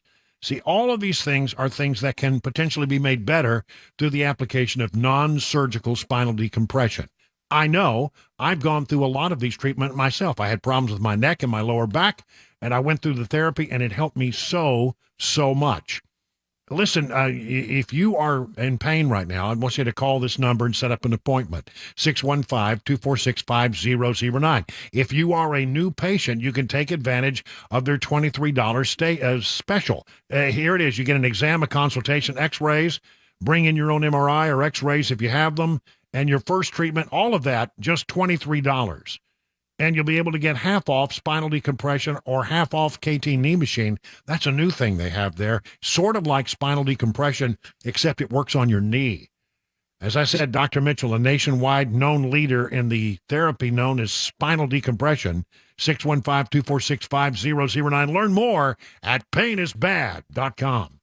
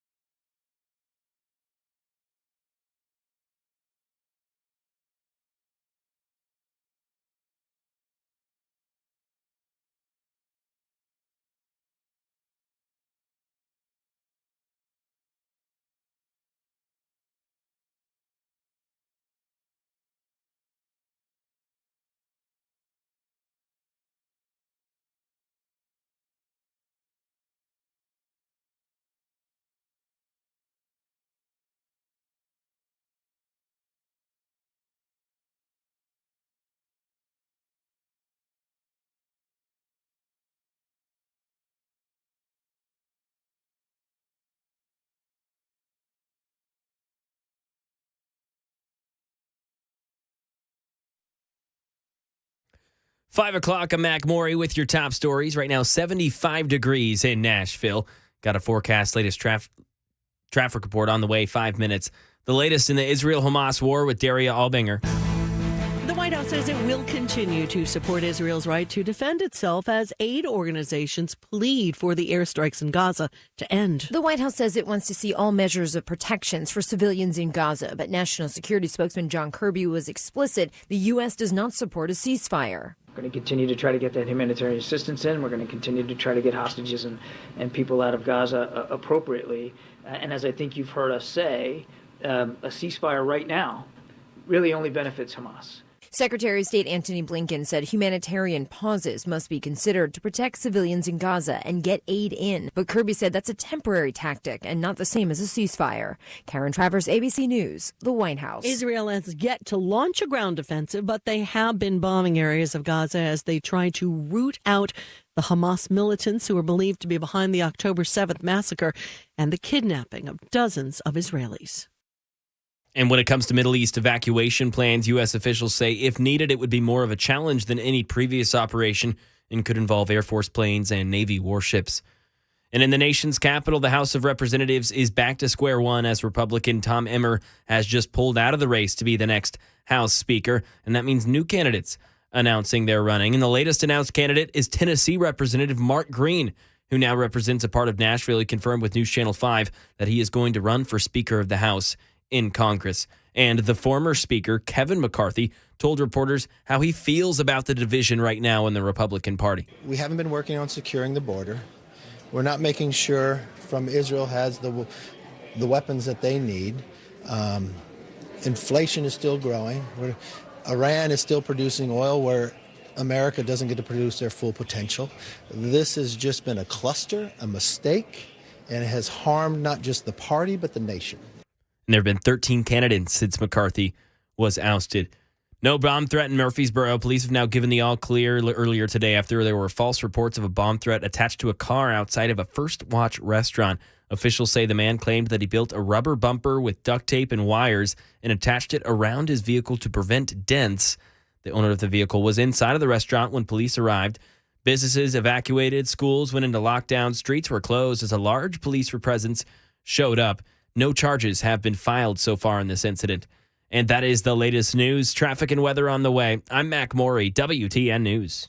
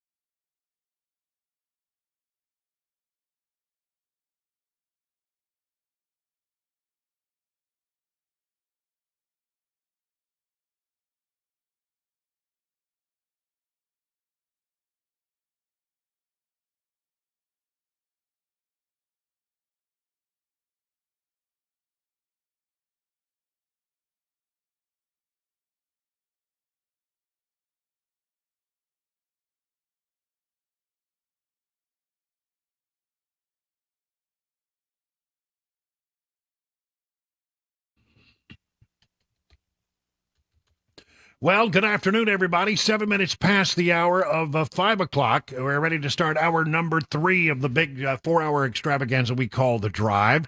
We've got all kinds of stuff to bring you, news and information you can use. So settle back while you try to get home. And, we'll do two things at one time. We'll get you home, and then we'll hopefully make the drive short because you'll be so, involved and entertained in what we're doing. And then when you get there, you'll have knowledge. You'll learn and you'll drive at the same time. That's the goal. We want to bring you up to date on what's happening or not happening with the ongoing battle for Speaker. It's been an up and down roller coaster kind of day. Tom Emmer, who was the one of the House whips, was put forward early this morning. You see, they've been meeting behind closed doors and hearing from a bunch of different candidates and going through and deciding who among those candidates had the most support. And then that person would then become, if they got 50% of the caucus behind closed doors or the conference, then that name would be put forward on the floor. So Tom Emmer ended up having more votes than anybody else. He got the at least 50%. He put his name forward, and almost immediately it became clear that he would not get the support of enough people. Now, he wouldn't get to 217, and then it got worse for him when Donald Trump came out and said that he would be against Emmer as a potential candidate for Speaker. So he withdrew this afternoon, never having taken his vote on the floor of the House. He saw the writing on the wall. I mean, why go through that humiliation if you don't have to, I suppose? So they are actually right now, about 30 minutes ago was the deadline to get your name submitted if you want to be considered. And as we speak right now, they are going back behind closed doors for yet another session. And there are 6 names that have been put forward. One of them should be very familiar to people who listen to this radio station. It is Congressman Mark Green of Tennessee. I like him a lot. I've always been very impressed with Mark Green. I was kind of hoping that he would put his name forward much earlier in the process, and until now has resisted the temptation. So here are the 6 names of people who will put their names forth, and then they'll be voted on behind closed doors until somebody gets to 50%. Byron Donalds of Florida, Chuck Fleischman of Tennessee, Mark Green of Tennessee, Kevin Hern of Oklahoma, Mike Johnson of Louisiana, and Roger Williams of Texas. Donalds, Hearns, and Johnson were in the mix last time. I think Donalds got a pretty good number of votes, but did not get to 50%. Now, Fleischman, Green, and Williams are making their very first run at the gavel. And I don't know. We'll see. The conference was supposed to have 6 p.m. Eastern Daylight Saving Time, and that would be about 5 o'clock our time, which means it started about 10 minutes ago. That's where we are. Can someone get to 217 votes? I don't know if they can or not. This is a real struggle. I'm telling you, to get when you have 221 Republicans. Then you go out into the floor. What's supposed to happen is if you get to 50% in behind closed doors, then, that's supposed to be your designee. You go out there and then everybody's supposed to then coalesce around that person, even if it wasn't their first choice. That's the way the rules of the caucus are supposed to work, but they don't work that way.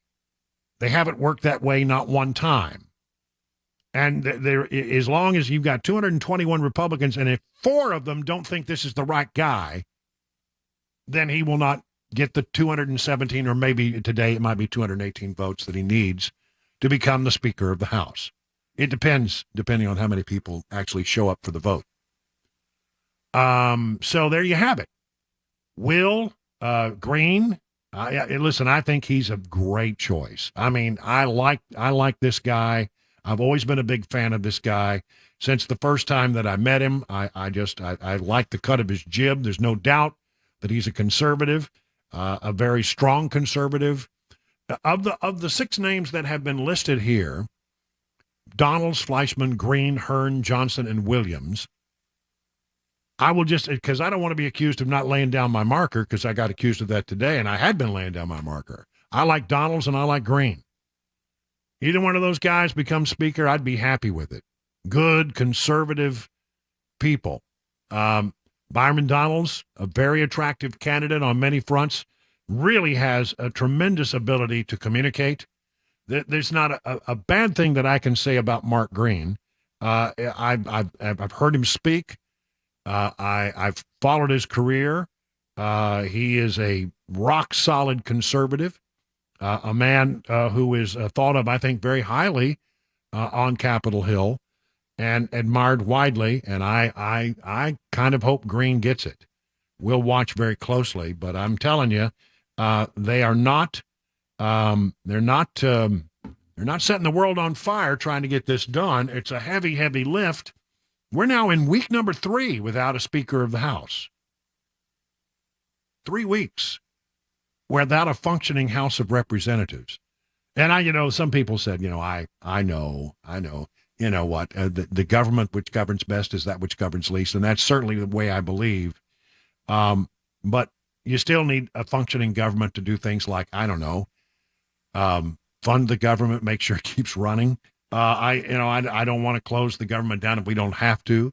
I want to do it responsibly. I want to make sure that we're not spending money on stuff that is foolish. But by the same token, we need to keep things running at some level.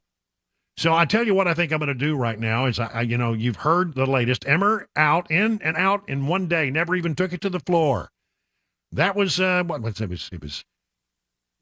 just go through it. McCarthy, ousted. Then came Scalise, couldn't get to 217. Then came Jordan, couldn't get to 217. Then came Emmer, didn't even try to go to the floor to see how many votes he got, decided that the votes weren't there. Now we have 6 more candidates. And then we'll try to figure out who's going to become the designee. And again, that meeting started just about 14 minutes ago. To the phone lines, we will go. 615-737-9986. I'd like to know, what you think should happen here. What is the outcome that you would like? Get on the phone lines right now and share with us your thoughts about how this thing should be resolved, might be resolved. Are you okay if it's not resolved at all, that some people are? 615-737-9986. While you're doing that, let me just read a couple other things here. Congressman Massey was stopped in the hall, and he says, I think we're going to have to bring in some alcohol to solve this. He said, there's some angry drunks that fight it out. There's some friendly drunks like me, but I don't see this happening without alcohol.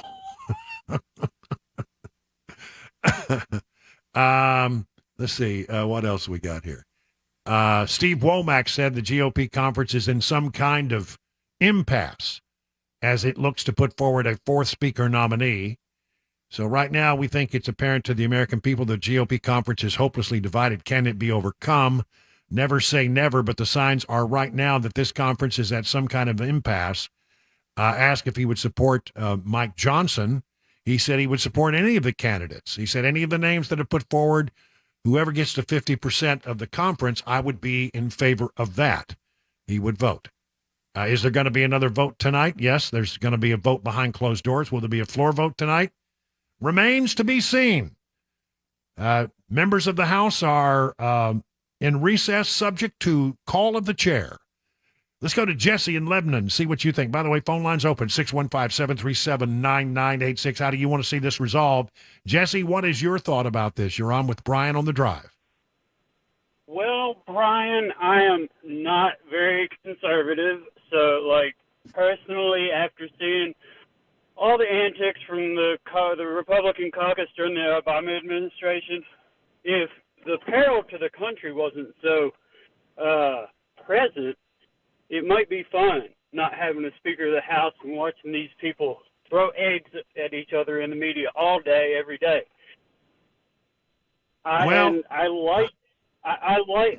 Ultimately, though, I like that the money is not going to fund just these awful, endless wars.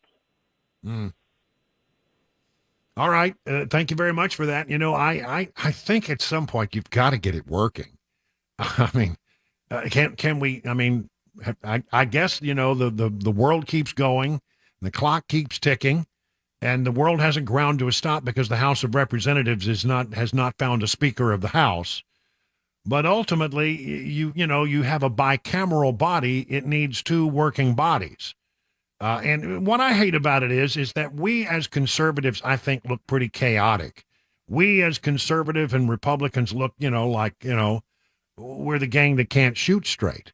And I think it sends a bad message to the American people about our ability to govern. I mean, they sent us here to govern, and we can't apparently govern. Let's go to Troy in Gallatin. Troy, you're on with Brian on the Drive. What do you think, Troy? Hey, Brian, thanks for taking my call. I tell you, to me, it's embarrassing. I'm wondering as well as how is this going to affect 2024 on those elections? Is this going to affect, that people might be on the fence of, well, I don't know if I want to go with the Republican Party or not. I mean, you've got the experience. What have you seen in the past with, I mean, this is unprecedented. Have you? No, we're definitely in uncharted territory. We haven't had anything like this ever happen in the history of the country. I mean, we've had times where there hasn't been a speaker, but they got it resolved. I think the record for not finding a speaker, I'm pulling this out of thin air, 134 days. I hope that it's a different time and a place, though, a different time and a place.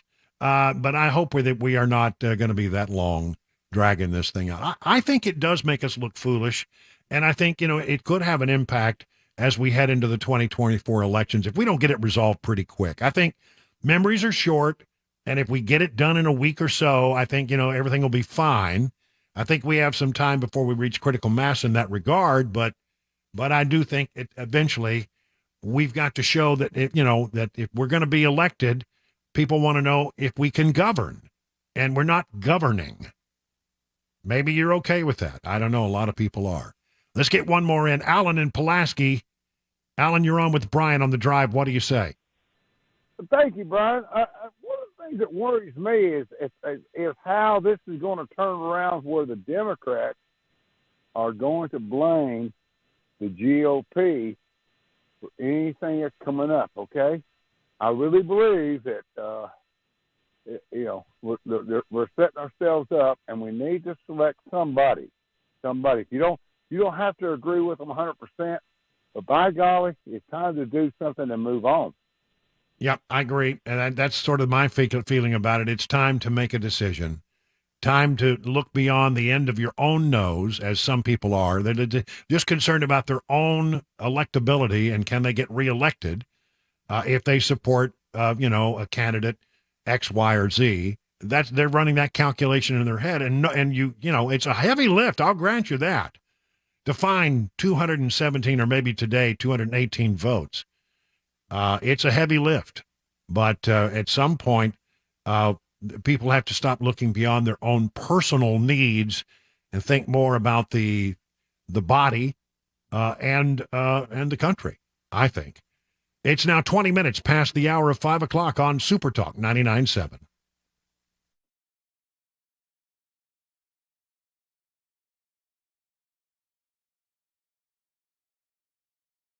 Hey, you may have noticed that we've got this thing going on out there in the weather where it's a little cool at night and then warm during the days. And, you might need an air conditioner or a heating system, either one of them. If one of them is down, don't waste a moment. Pick up the phone and call the number I would call, 615-775-7833.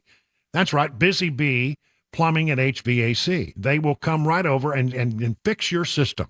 Get it up and running as soon as they possibly can. Now, listen, the way you avoid having these things break down is that you do preventative maintenance. And that's a little thing they call the Beehive Club. Now, you pay $99. That's where it starts. You get 3 thorough maintenance services on your systems, one aimed at heating, another aimed at cooling, and then another one aimed at your plumbing systems. No overtime charges 24/7 and 10% off all repairs. Busy Bee Plumbing, Heating, and Cooling is your official Rude Pro partner. For satisfaction guaranteed, call Busy Bee Plumbing, Heating, and Cooling, 775-7833, online at busybhvac.com. Hey everybody, Dan Mattis with Nashville's Morning News on WTN. I'm here at the Nashville Rescue Mission doing the interviews that I look forward to doing every single year. These are incredible stories of people who have had amazing recoveries. Thanks to this amazing facility, they are able to get clean and lead a more productive life. The date of our annual Radiothon is going to be Monday, November 20th. Listen in and please donate. You can get more information at 99.7 WTN, including a link to the website for Nashville's Rescue Mission.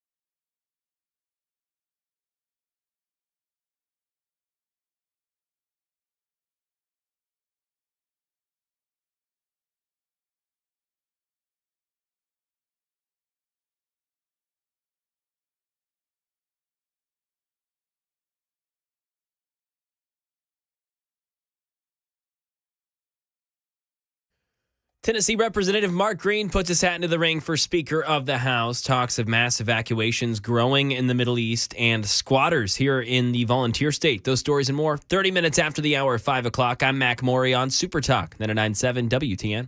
All right. It's time for our fan favorite segment of the day. Spanning the globe to bring you the constant variety of sport, the thrill of victory,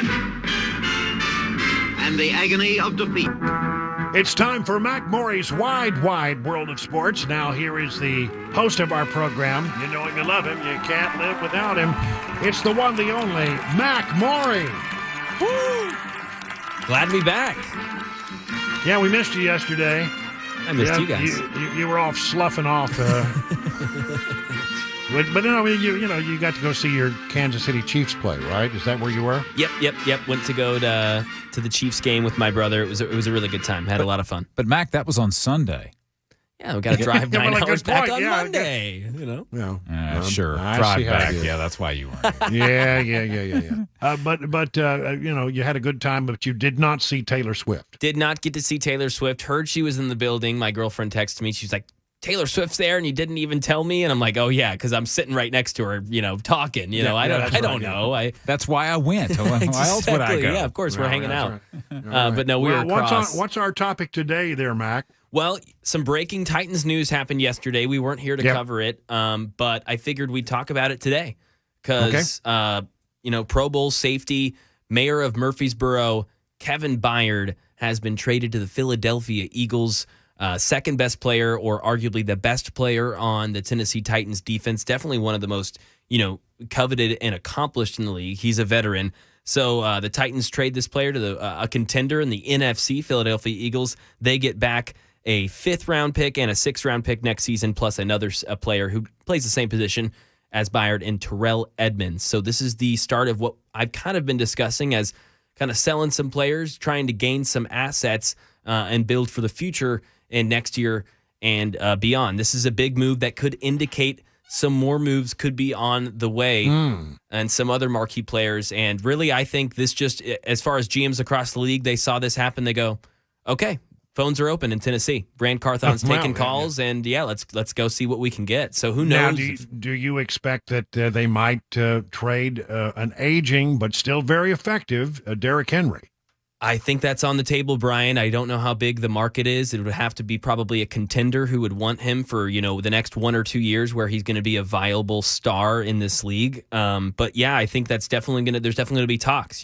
Newly acquired wide receiver DeAndre Hopkins, that could be someone that they talk about. There's a slew of good pass rushers and defensive linemen on this team that are young and don't have, insane contracts that could be traded for some picks. This team right now, not counting the 5th and 6th round pick that just got acquired. So let's not count those. Before that trade, the Titans next year had a 1st, a 3rd, a 4th, and 3 7ths as far as picks. That's not a lot of assets, not a lot of capital to go in and try and build something here. But now you gain a 5th and a 6th round pick, and you've got some other players that you can maybe see about trading. But it's you lose a leader in the locker room, and you lose someone that was loved by the community. That's right. Went to MTSU, was one of the best players over there for the Blue Raiders, gets drafted, hometown team, the Tennessee Titans. I mean, this is a guy who was a staple of the community, captain of the team. But that's kind of the way it goes. As you guys know, it's a business, and the Titans have got to look to their future. And Kevin Byard was the best asset to get rid of. And so now looking at 2024, the second most cap space is the Tennessee Titans. Almost $100 million they'll have to spend. A lot of players they can add. It's a real tough pill to swallow for the fan base, too, because this is kind of the signal that, okay, we've given up.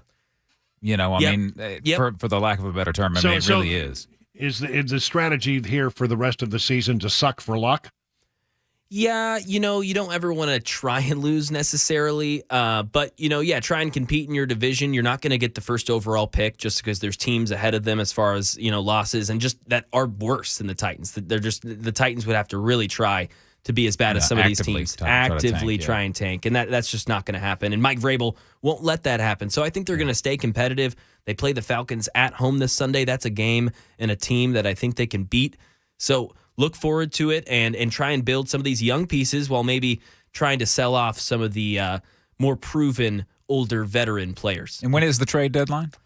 A week from either today or yesterday. Okay, so this week. Very close. This week is going to be, we could see some more headlines pop up. And we'll be here to talk about them on Mac's Wide World of Sports. That's right. We'll cover whatever breaks, and I'm crossing my fingers that maybe this will be the end of it. It is 30 minutes now past the hour of 5 o'clock on Super Talk.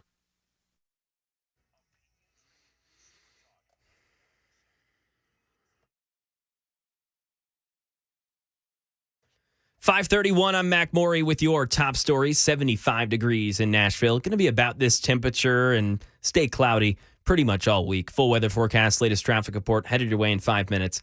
Right now in the nation's capital, Tennessee Representative Mark Green has announced his candidacy for Speaker of the House. This comes after Tom Emmers dropped out of the race after not being able to get the correct amount of votes. He had over 20 firm no's against him as of today in their latest closed-door meeting. And they're now in another behind closed-door meeting, beginning the process of narrowing it down amongst these new nominees.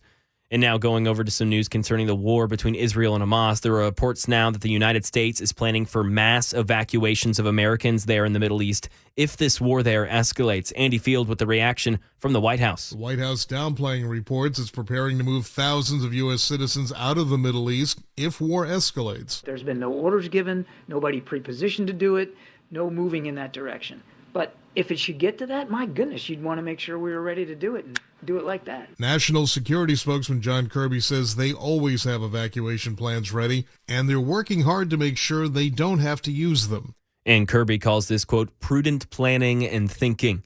Squatters here in Tennessee, 3 people arrested after being discovered living in a West Nashville home by the homeowner. The homeowner came to the house to see blacked out windows, a keypad lock installed. Officials found those 3 children living in the home. They were charged with burglary. It's been estimated that over $150,000 of damage was done to that home. Holes in the wall, as I said, busted open windows, and feces lying along the house. That's the latest news. Traffic and weather on the way. I'm Mac Morey, WTN News.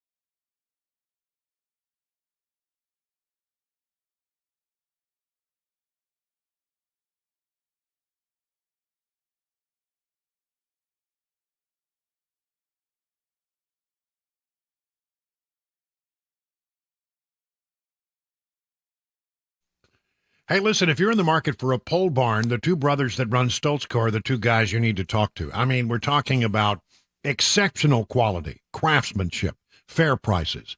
They can build your new pole barn to your specifications with your needs in mind, and that is the Stoltzco difference. You can use pole barns for all kinds of things. It can function as a classic tool and work barn, a garage, or even a place to live because flexibility is the key in these designs. They combine the classic post-frame barn look with the reliability of modern materials and techniques to give you a finished barn that will stand the test of time. They don't scrimp on quality. They don't cut corners. They believe their customers deserve only the best. So here's what I want you to do.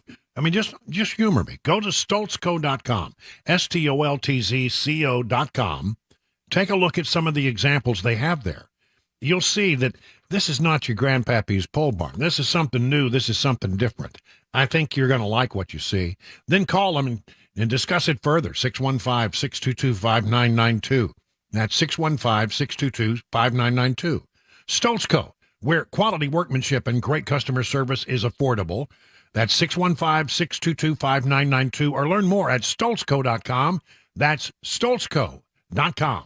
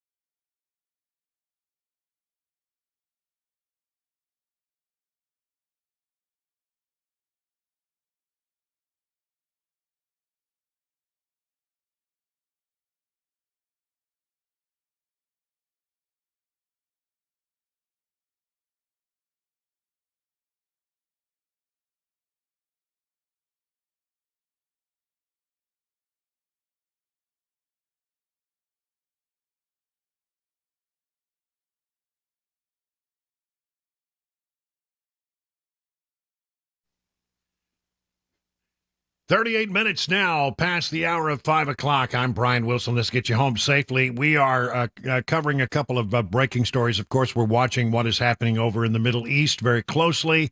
We'll give you a complete update on that here in just a short while, but no ground movement into Gaza at this time.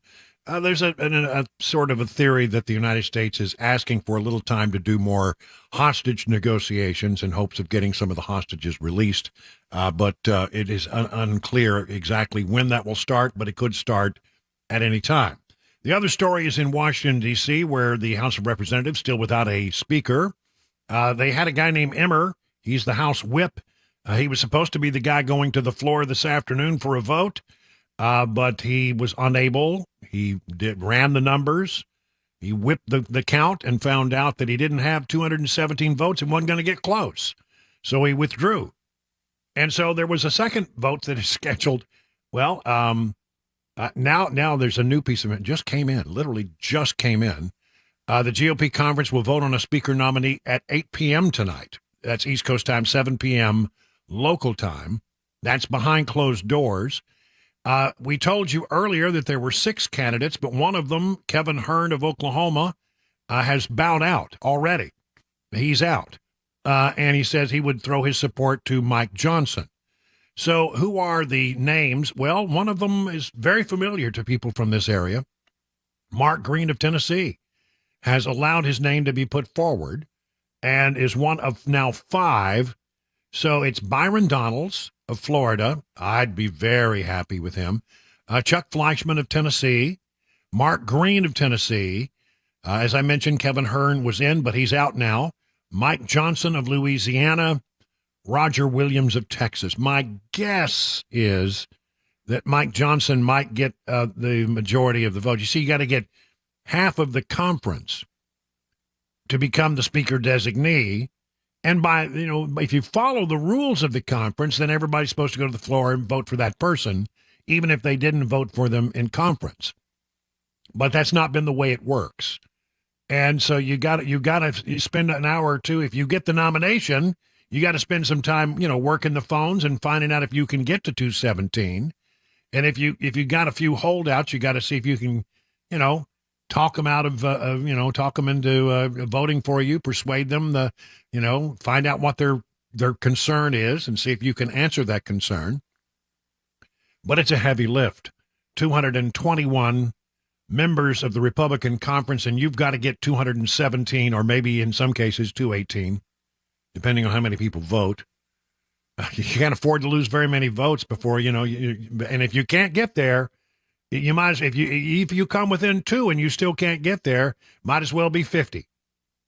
It doesn't matter. If you can't get to 217 or 218, depending on how many people are voting that day, then you're not going to make it. So I like Mark Green a lot. I like Byron Donalds. I like Mark Green out of this bunch. My instinct is, and I'm a lot of my sources are in this meeting, so there is radio silence for the moment. But my sense of it is that Mike Johnson might actually do very well in this particular vote, but can he get to 217? Don't know. So that's where that is. So 2 of the big stories that we're following right now. We'll bring new information to you as it becomes available because we're on it. We got our best people on it. I want to take a moment to look at the numbers, if I could, 2024 numbers. Story from the Daily Caller. There have been several stories about this in the last few days, and I tell you, it is not looking good for Joe Biden, even in some blue states. President Joe Biden's poll numbers are underwater in New York as his favorability rating dips, according to a new poll from Siena College Research Institute. Biden's unfavorability rating in New York fell to 45-52. And that means 45% found him favorable, had liked his job performance in a favorable way. 52% did not. In New York City and New York State, a drop of, it's dropped to about 5 points for him. This is according to a poll that came from Siena College Research. The majority of Democrats, 52%, are you ready for this? The majority of Democrats in New York State, about one of the bluest states you can possibly have, want a different presidential candidate. That does not bode well for Joe Biden. 70% of Democrats view Biden favorably. 70% of Democrats approve of the job he's doing. 52% of Democrats say they want a different presidential nominee in 2024. Siena College pollster Steve Greenberg said in a press release, and in general, Biden only leads Trump 46-37, a far cry from the 61-38 margin Biden won by in 2020. Wow. Biden's lead slips to just 7 points if RFK and West, who combined win the support of nearly 1 in 5 voters, are on the ballot. We're going to have a Republican candidate and a Democrat candidate and maybe 3 independent candidates. The math on this, and I'm talking about independent candidates who can pull a number. I mean, I don't think Green's going to pull a big number. I'm sorry, West is going to pull a big number, but I think he'll be part of the Green Party. And then you have RFK, who's right now polling at about 13%. Pulls a little bit more from Trump than he does from Biden, and I don't get that at all. I think that will go away over time, because I think there's a lot of people who have a one-issue admiration for RFK, but when you really start digging into the things that he believes and the positions that he holds and where his support would be on some of the key conservative issues of the day, I don't think many Republicans are going to vote for RFK at the end of the day. I really don't. I'd be shocked, stunned, and amazed if that happens. It's one of those things that what they think they know about him, they like, but they don't know. They haven't taken the time to learn the entire story, and there's been no ads put out there to try to change people's minds as yet. In the same poll, 64% of voters and 48% of Democrats disapprove of how the Biden administration is handling the migrant crisis in the state. A majority of voters, 59%, say crime in New York State has gotten worse. 84% of New York voters say the state's migrant crisis is serious, and 57% say it is very serious. Wow. That 84% of the people in New York State are concerned about the migrant crisis. How's that working out for you, that border policy, Joe Biden? This is in New York. This is in very, very blue New York. So I don't see this working out very well for Joe Biden, quite frankly. Here's another story. Joe Biden underwater on top 3 voter issues of inflation, immigration, and jobs. Well, what else is there? I mean, those are the biggies, aren't they? Out of 29 issues polled, 32% of voters said inflation was the top issue. The top 3 issues preceded guns, 18%, crime and drugs, 17%, terrorism, 16%, national debt, 15%, healthcare, 15%, and the changing of climate ranked 15%. But immigration, 27%, the economy and jobs, 24%. Those are the biggies, right? On the topic of the invasion of the southern border, only 39% approved of Biden's effort to stem the tide. A couple of points down since the spring.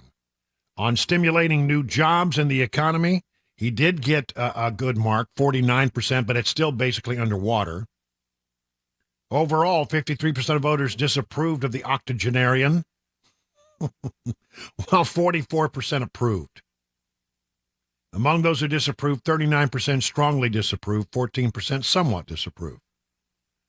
Biden's in trouble. And I keep looking at these numbers, and,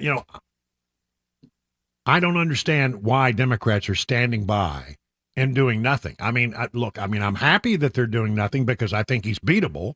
I think he can be defeated. I think people are going to be ready for a change. The polls all indicate that he's not doing well on inflation. He's not doing well on the economy. He's not doing well on the southern border. He's not doing well in a whole host of different things. And he seems to be sputtering and failing. He's cognitively in decline, and everybody knows it. That's no secret. Everybody can see it. And I just think that, if he stays in there, it's really good for Republicans. But I can't imagine that the power brokers within the Democrat Party are going to allow it. So it will be interesting to see how they resolve that matter going forward.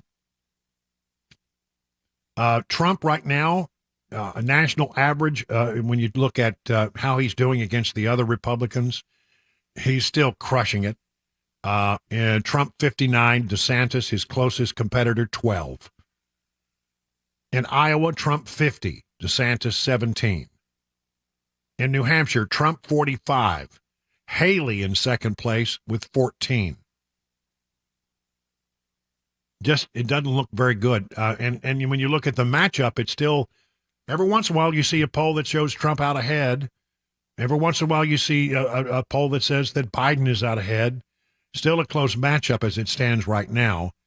But technically, Trump leads slightly in the general election matchup. It is now 50 minutes past the hour of 5 o'clock on Super Talk 99.7.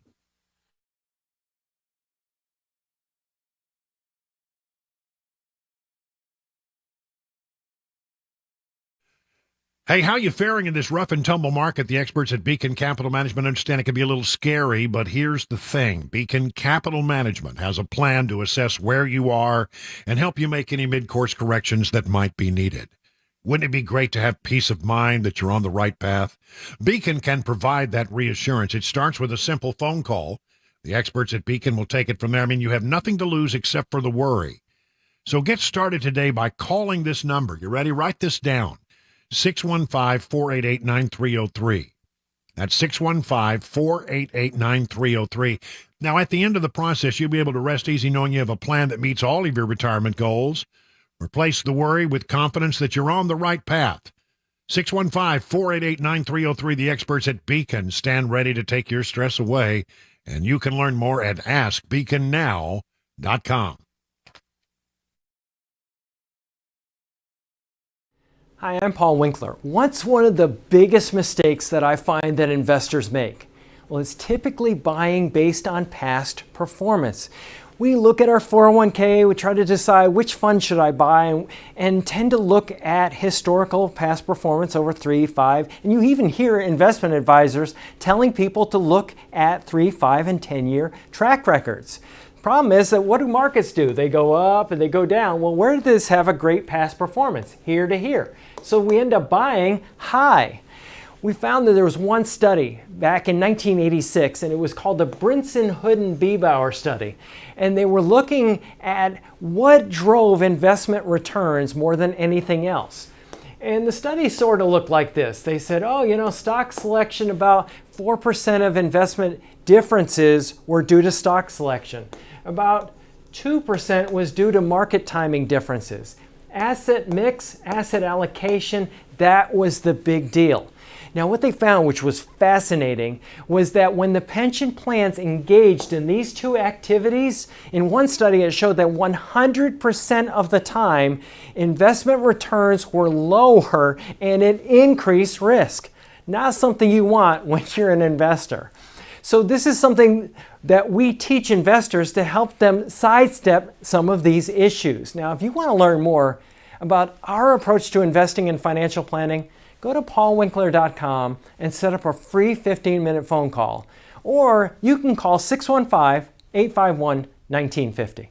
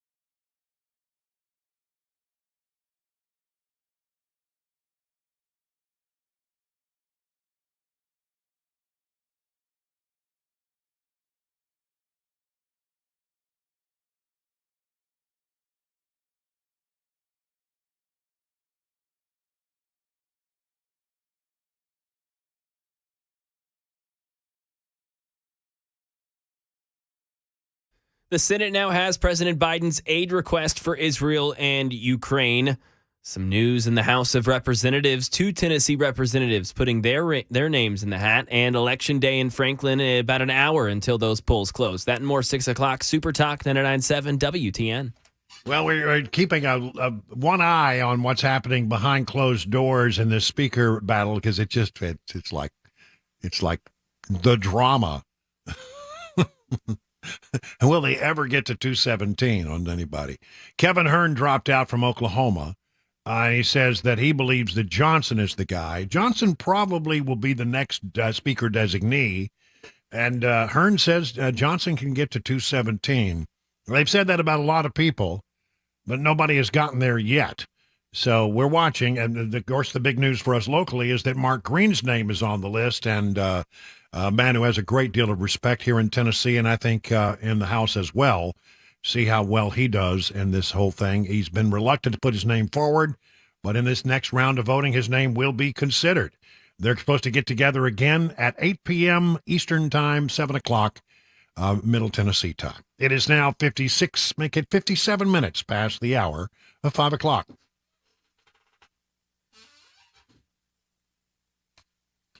I want to talk to you about, well, things that are stinky. When was the last time you were in an auto repair shop? Was it stinky? Did it smell? Greasy old rags lying around, countertop that you wouldn't dare touch? Well, I'll tell you something that stinks about some repair shops. They keep your car forever. They're not honest, and they don't call you back when they say they will. Was that your last experience at a vehicle repair shop? Well, listen, I want to tell you about Eurofix. They take the stink out of European auto repair. At Eurofix, you get a free 15-minute no-wrench inspection with an estimate at every visit. No high-pressure sales tactics. At Eurofix, you get a 3-year nationwide warranty and a free loaner with every repair appointment. Never pay dealer prices. That's right. Eurofix is now located in Franklin, 100 Oaks, Murfreesboro, Belmead, and their newest location, Mount Juliet, right across from the Dairy Queen. Call 844-EUROFIX. That's 844-EUROFIX, or visit myEurofix.com. That's myEurofix.com, and tell them your friend and radio buddy Brian Wilson sent you.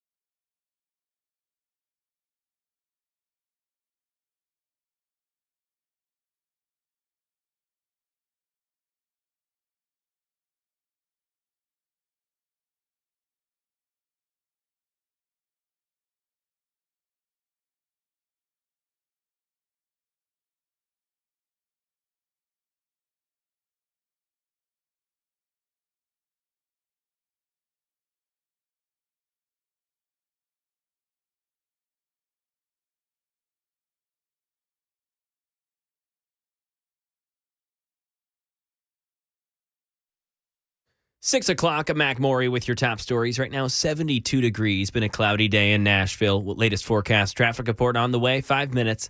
The Senate now has President Biden's aid request for Israel and Ukraine and very little time to pass something to help both countries. Andy Field with reaction from Capitol Hill. Senate parties rarely agree on much, but Republican leader Mitch McConnell says they're on the same page for aid to Israel and Ukraine. This is the broadest threat to the democratic world than we've had since before the Berlin Wall came down. And while Senate Republicans want more aid to help fight Hamas and Russia, many House Republicans say they won't spend more in Ukraine. Andy Field, ABC News, Washington. And the death total now over 6,000 people in that war. Right now in the nation's capital, Tom Emmers has dropped out of the running for House Speaker. Stephen Portnoy, the latest. It became clear just minutes after he won the nomination on a fifth secret ballot that a substantial number of Republicans wouldn't vote for Tom Emmer. We are, again, back to where we started. Troy Nehls of Texas was among more than 24 GOP objectors.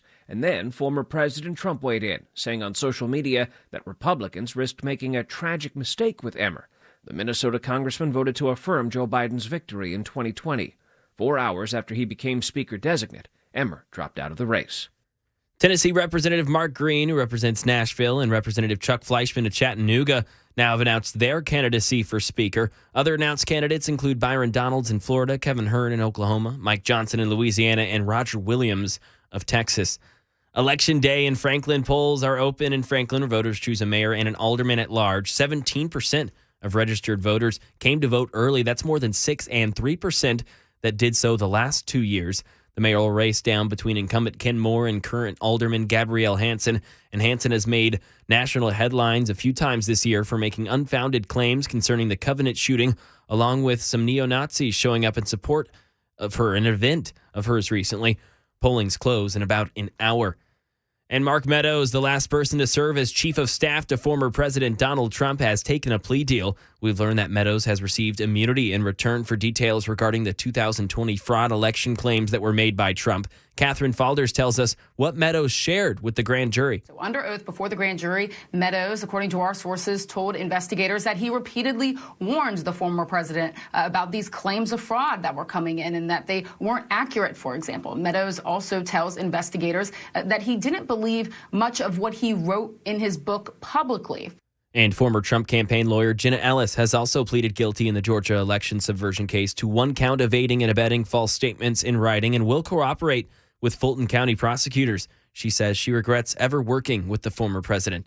That is the latest news. Traffic and weather next. I'm Mac Maury, WTN News.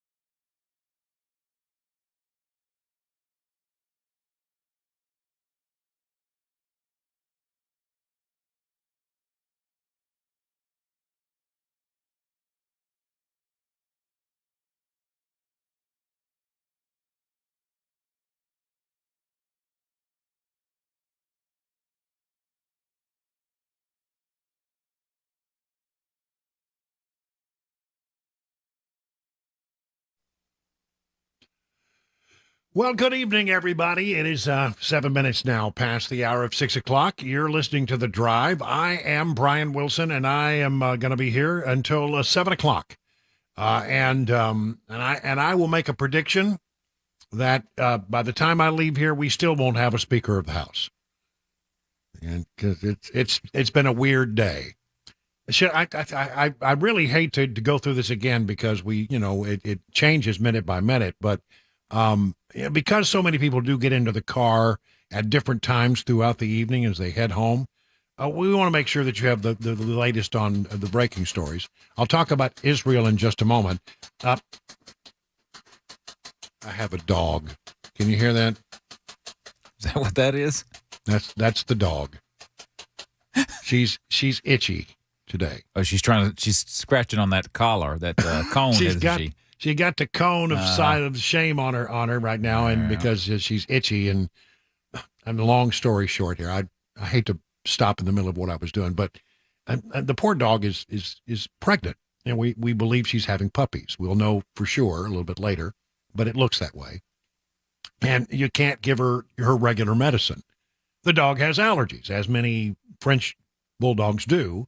And so we can't give her allergy medicine. And so she's itchy all the time. And we've got her in the cone of shame, because if you don't put her in the cone of shame, then she just drives herself crazy. Mm-hmm. So we have to do that. And so she just sits behind me. I mean, normally she just lays on the couch and sleeps, but now she just sits behind me and looks up at me like, are you going to take this dang thing off or not? You going to do something about this? Are you going to do something about this? And she just gives you those sad little puppy dog eyes. And, you want to do something, but you know that if you do that, it would not be actually in the dog's best interest. So this is our struggle. And normally her mama's here. Her mama comes home to take care of it late in the evening. But mama's out, gallivanting around in Williamson County tonight. So I'm stuck with the dog, and you're stuck with listening to her scratch. So I apologize for that. The situation with the speaker, we don't have a speaker. There are 5 candidates, including Mark Green from Tennessee, the first time he's put his name forward. They're meeting right now behind closed doors. Each person is speaking. A vote will be taken until they get to 50% of the conference. But that's not enough votes to get them across the goal line on the floor of the House. You need 217. Most people think the number today is 217. So there you got to have that, and it's a heavy lift. And we had a guy that was supposed to go forward for a vote on the floor today, Tom Emmer. He's the House whip. He withdrew his name when it became very clear that he wasn't going to get to 217, and he didn't want to go to the floor and just face that humiliation. So he decided he would withdraw, and we're into another round of trying to find somebody who can go forward. So McCarthy gets ousted by the vacate 8. Scalise can't get to 217. Jordan can't get to 217. Emmer can't get to 217. And now we're trying again. Some people think this guy Johnson out of Louisiana might be able to get to 217. I would like to see, I think Mark Green or Byron Donalds would be great choices. They're both running in this next round. At least they were the last time we checked. But we don't have a speaker. The other big story today, of course, it continues to be the fighting in Israel. Israel continues to just bomb the living crap out of the positions, Hamas positions inside Gaza. But they have not begun their ground offensive. And people are wondering why. Why haven't you done that? It seems as if that although they won't confirm it, the Biden administration is asking for a bit more time to try to do some hostage negotiating to see if they can get the hostages out.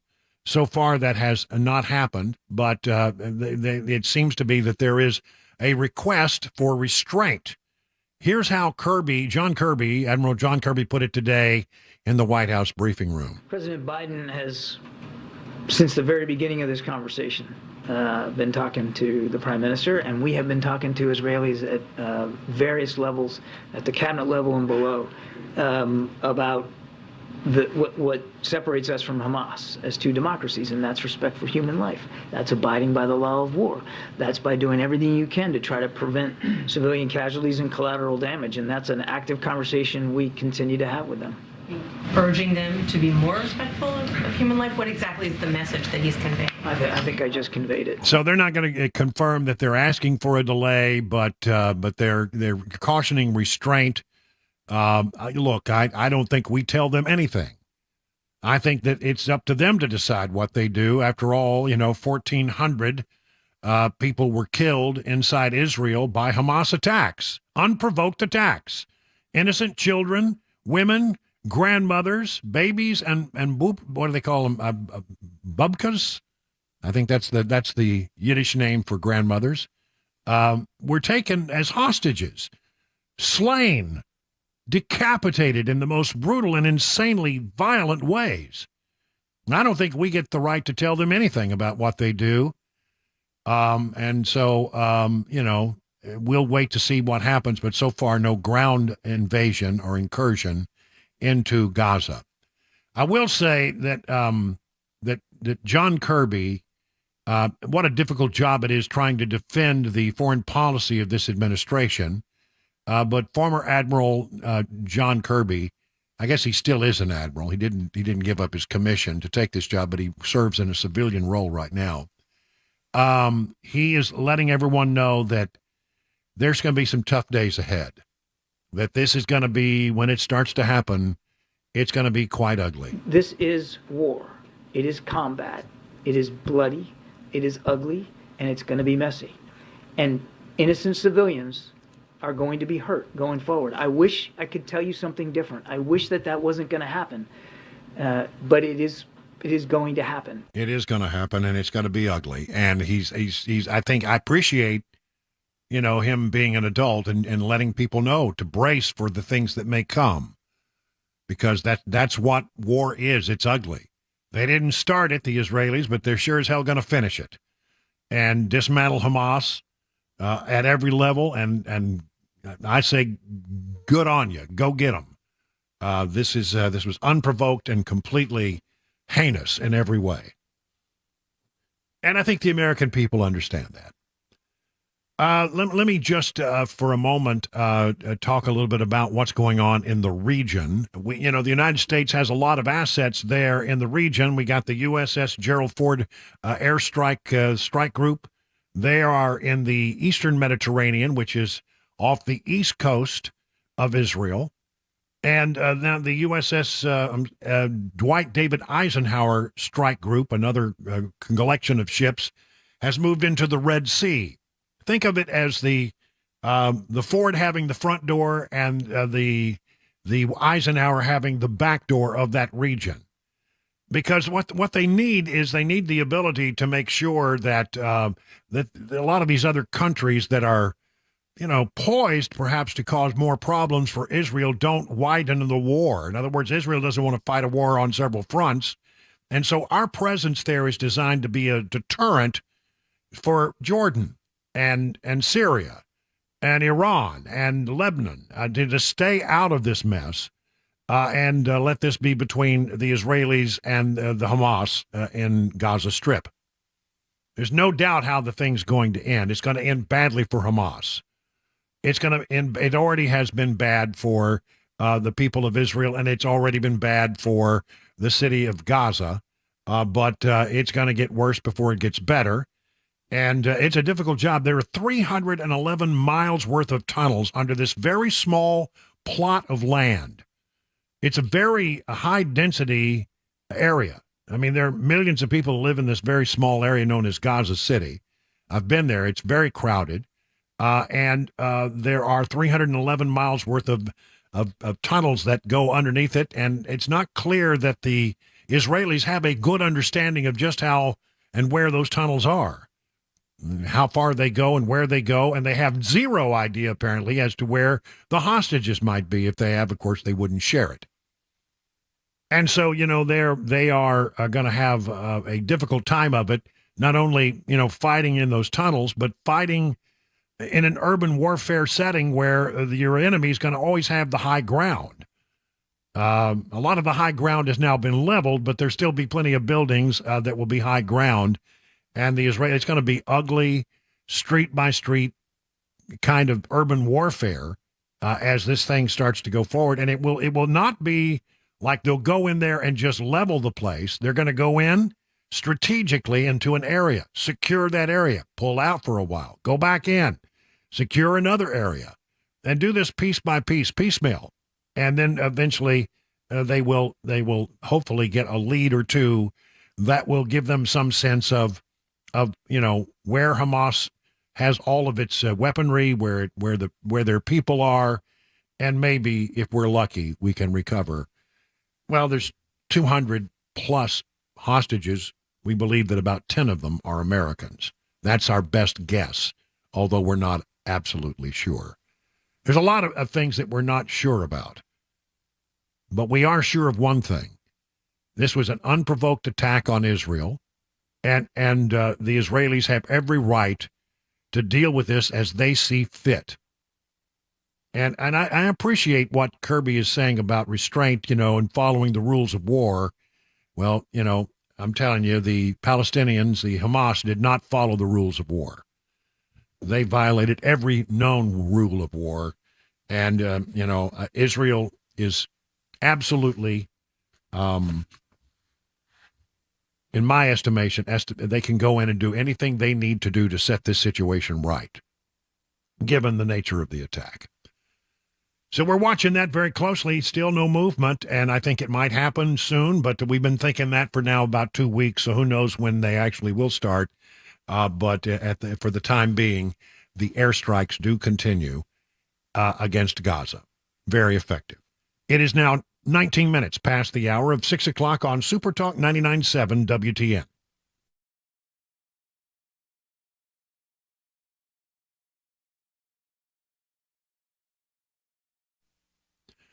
Let me tell you about the folks over at DT McCall. This is a company that's been around in Middle Tennessee for more than 100 years.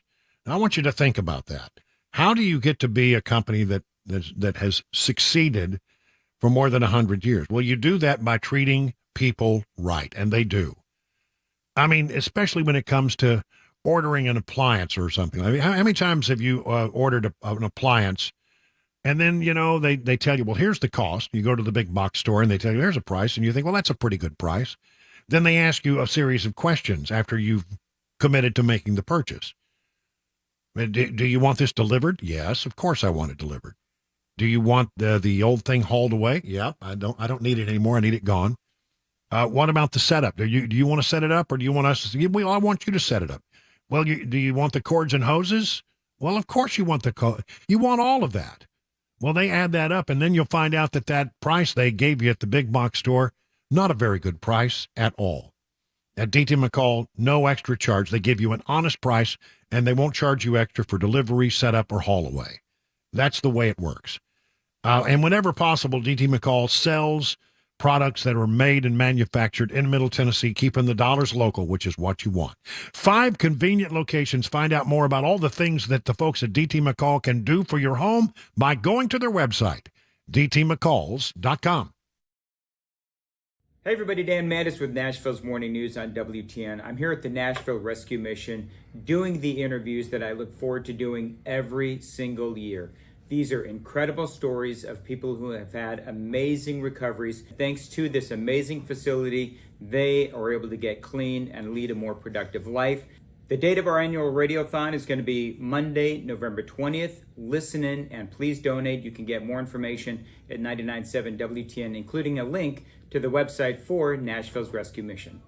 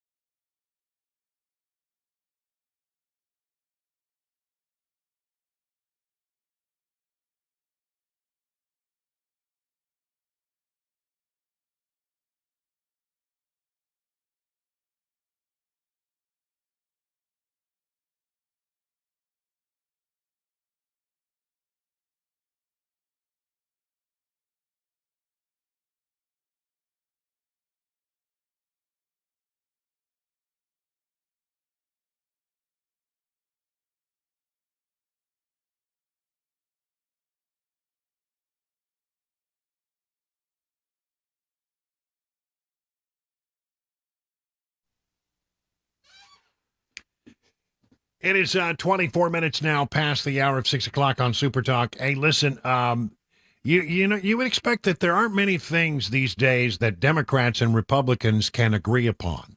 I mean, honestly, it's hard to think of many things at all that they can find common ground on. But 42 out of the 50 attorneys general in the United States, we're talking about state attorney generals, or attorneys general is the better way to say that, have agreed to file a case against Meta, which is the company that owns Facebook and a bunch of other apps. This is Mark Zuckerberg, right? Okay. They are filing a lawsuit against Meta, alleging that the features on Facebook and Instagram social media platforms are addictive and are aimed at kids and teens. And they say that it has an impact on their mental health.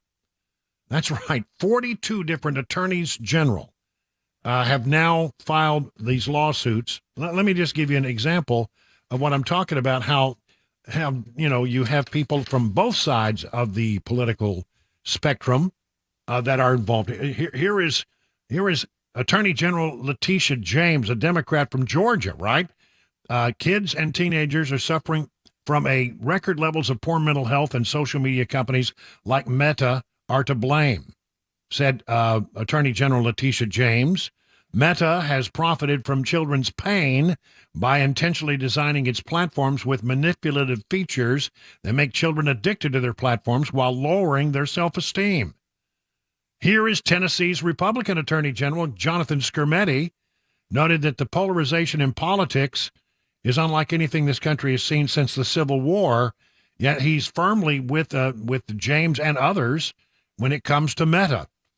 For all of the attorney generals from both parties, people who frequently disagree very vocally and very publicly, to come all together and to move in the same direction, I think it says something, said Skrmetti at a press conference as the lawsuit was filed. The political dysfunction is most acute now in the House of Representatives, of course, where we don't have a Speaker of the House, blah, blah, blah, blah, blah, blah, blah. We've been talking about that till I'm just blue in the face. But there's a lot of people who are getting together. I mean, I wouldn't be surprised before this is all over that all 50 attorneys general are involved in this lawsuit. And really, it really should say something to you as parents, I think, that we have this product that is out there. I mean, I got to tell you, I'm an adult, and the only real addiction I have is Dr. Pepper and maybe donuts. But I maybe I'm a little addicted to Facebook. I mean, I can open up Facebook and end up just going down the rabbit hole, And I look up and it's like 30 minutes has passed, and where did that 30 minutes go? And I saw a lot of advertising along the way, and so their advertisers are reaping the benefit of that, but they do it by just sucking you in. Well, okay, I'm a big boy, I'm a big adult, and and I should know better. And I'm trying to now not look as much. But you know what I do during the commercial breaks? I'm checking over to see what's being said and what's going on. I mean, it's this weird sort of addictive mix of stuff that it figures out that you really dig, that you really like. And so, you're always going to be interested in the things that it presents because it has figured you out. And then news and information and things that are happening right now, so that you always feel like you're on the cutting edge of stuff. And an awful lot of cat videos, which I could do without. Maybe some dog videos. Yeah, well, I've got some of those too. In fact, I've posted one or two.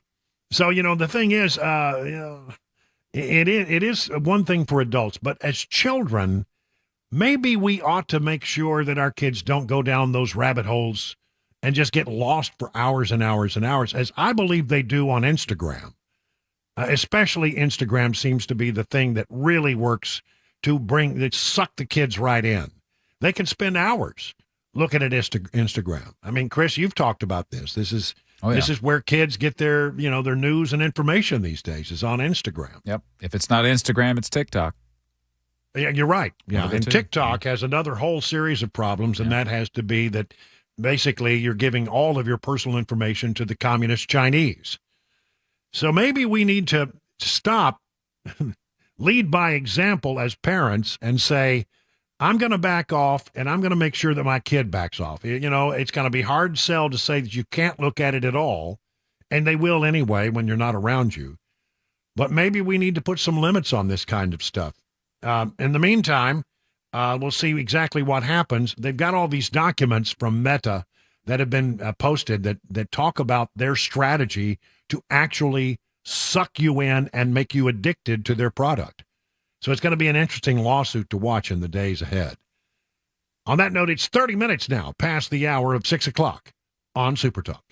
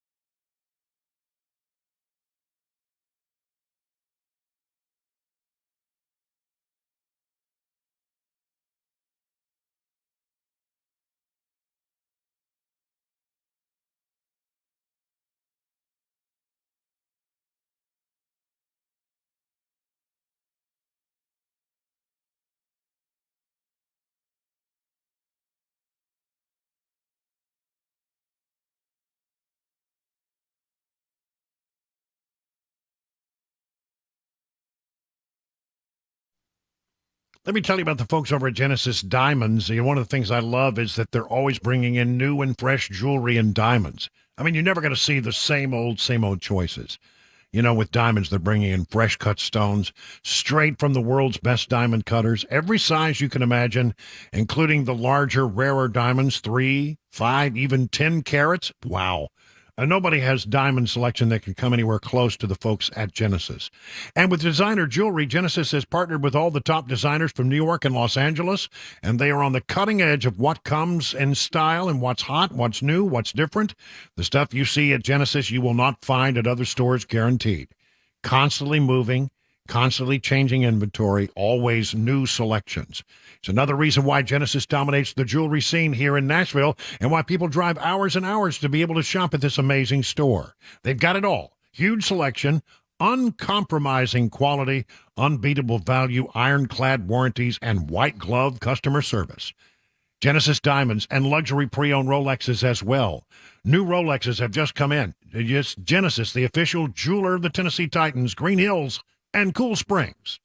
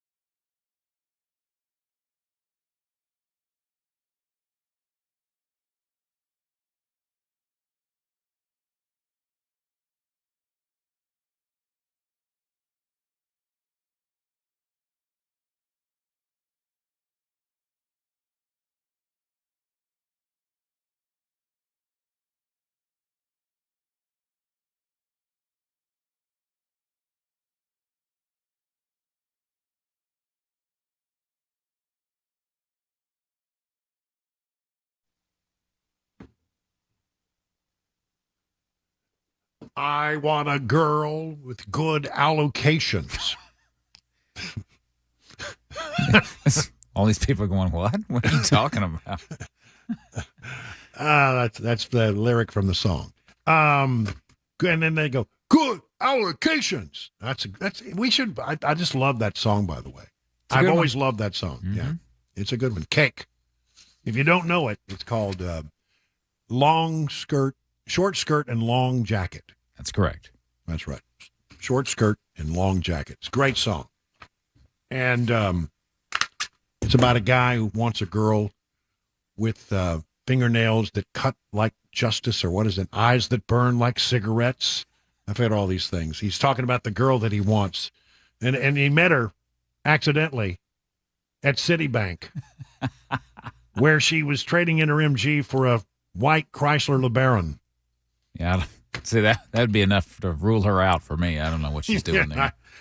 Actually, there was a white. I was married to a girl with a white Chrysler LeBaron. Yeah. Yep. How'd that work out?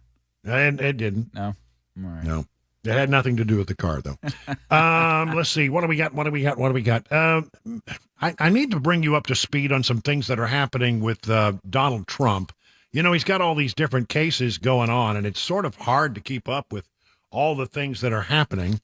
But we've got a new development here tonight, which does seem like it might be very troubling because Mark Meadows, the former president's chief of staff, has secured some kind of immunity deal with special counsel Jack Smith in order to testify before a grand jury in the election interference case. Meadows this is according to thehill.com, Meadows testified before a grand jury impaneled to hear evidence in the case on at least 3 separate occasions, and a Hill has reached out to Meadows' attorney for comment. Meadows reportedly told the grand jury that the former president's election loss, that after his former election loss, he repeatedly told him that the claims of widespread fraud were baseless. The testimony would counter a claim Trump has repeated since losing the election and that his lawyers have defended as recently as Monday night. And he believes it very strongly. Meadows also told investigators that Trump was being dishonest with voters when he proclaimed victory on election night. So here's the thing. As I understand the law, and I'm not a lawyer, I just play one on the radio from time to time.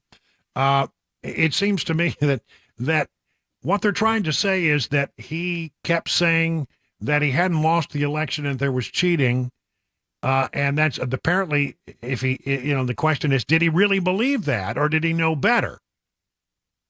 Well, it doesn't matter whether Meadows told him that or not if he believed it to be true.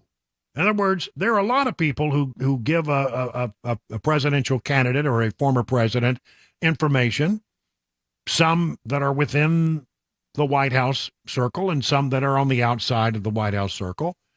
And, and he's entitled to make up his own mind about what he thinks is true and what is not. He is entitled in his own mind to make the case that, I don't think this election was fair based on things that I'm hearing. Meadows may have told him that, but that doesn't mean that he believed it, that he believed Meadows. He may have thought that Meadows was wrong and preferred the information he got from other sources. So, I mean, as I understand it, he has not committed a crime if he truly believed in his heart of hearts that the election had been stolen. And it doesn't matter how many people told him otherwise. There were at least as many people telling him, no, there's some fraud here. There's things that don't add up. So he is the only person who could know what was in his mind. And by the way, there's this whole thing about, does he have the right to express his opinion? It is an opinion. If it's truly his opinion, I mean, the only thing that would, I think, really hurt Trump is if he turned to other people and said, I know we didn't win, but I'm just going to tell everybody that we did. And I've never heard anybody come forward and make that case. So I don't know how this works out. I don't know how it works out, but Meadows turning and getting an immunity deal doesn't help the case, I would say. And the special counsel's office hasn't decided, to make any comment about this. But this certainly seems to be a lot of leaking, right? All right, so that's one story. That's one story where, that's the election interference case. Did he interfere in the election?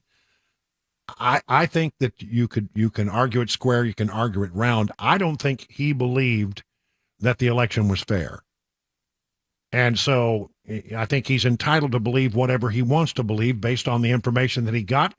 He may choose to accept some of that information and reject others. I do that every day. Don't you? You get information, you accept some of it, you reject some of it, you make your own decision about what you believe. Well, Donald Trump's the same way. But there's another case, the assets case that's going on in New York right now. And they have heard from the guy who was once a Trump fixer by the name of Cohen. Cohen, you may remember him. He's been around for a while. He says that he reverse engineered Trump's assets.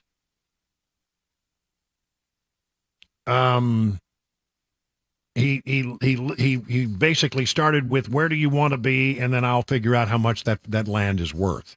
In other words, if you want to get a loan, you have to say that the property is worth so much. And so, they knew what that magic number was that would support the loan, and then they backed it up from there to try to figure out what the price of the properties needed to be to support that as collateral. That's the allegation that's being made by this guy Cohen. I've got a soundbite from Trump, and he doesn't think very highly of Cohen, of course.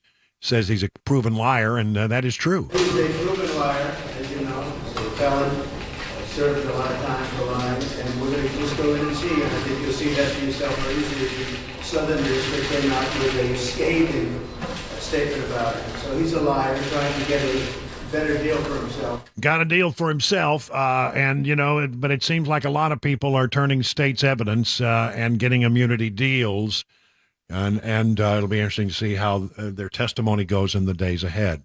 Sidney Powell got one, and Trump said he doesn't think there's anything that Sidney Powell can say that would hurt him at all.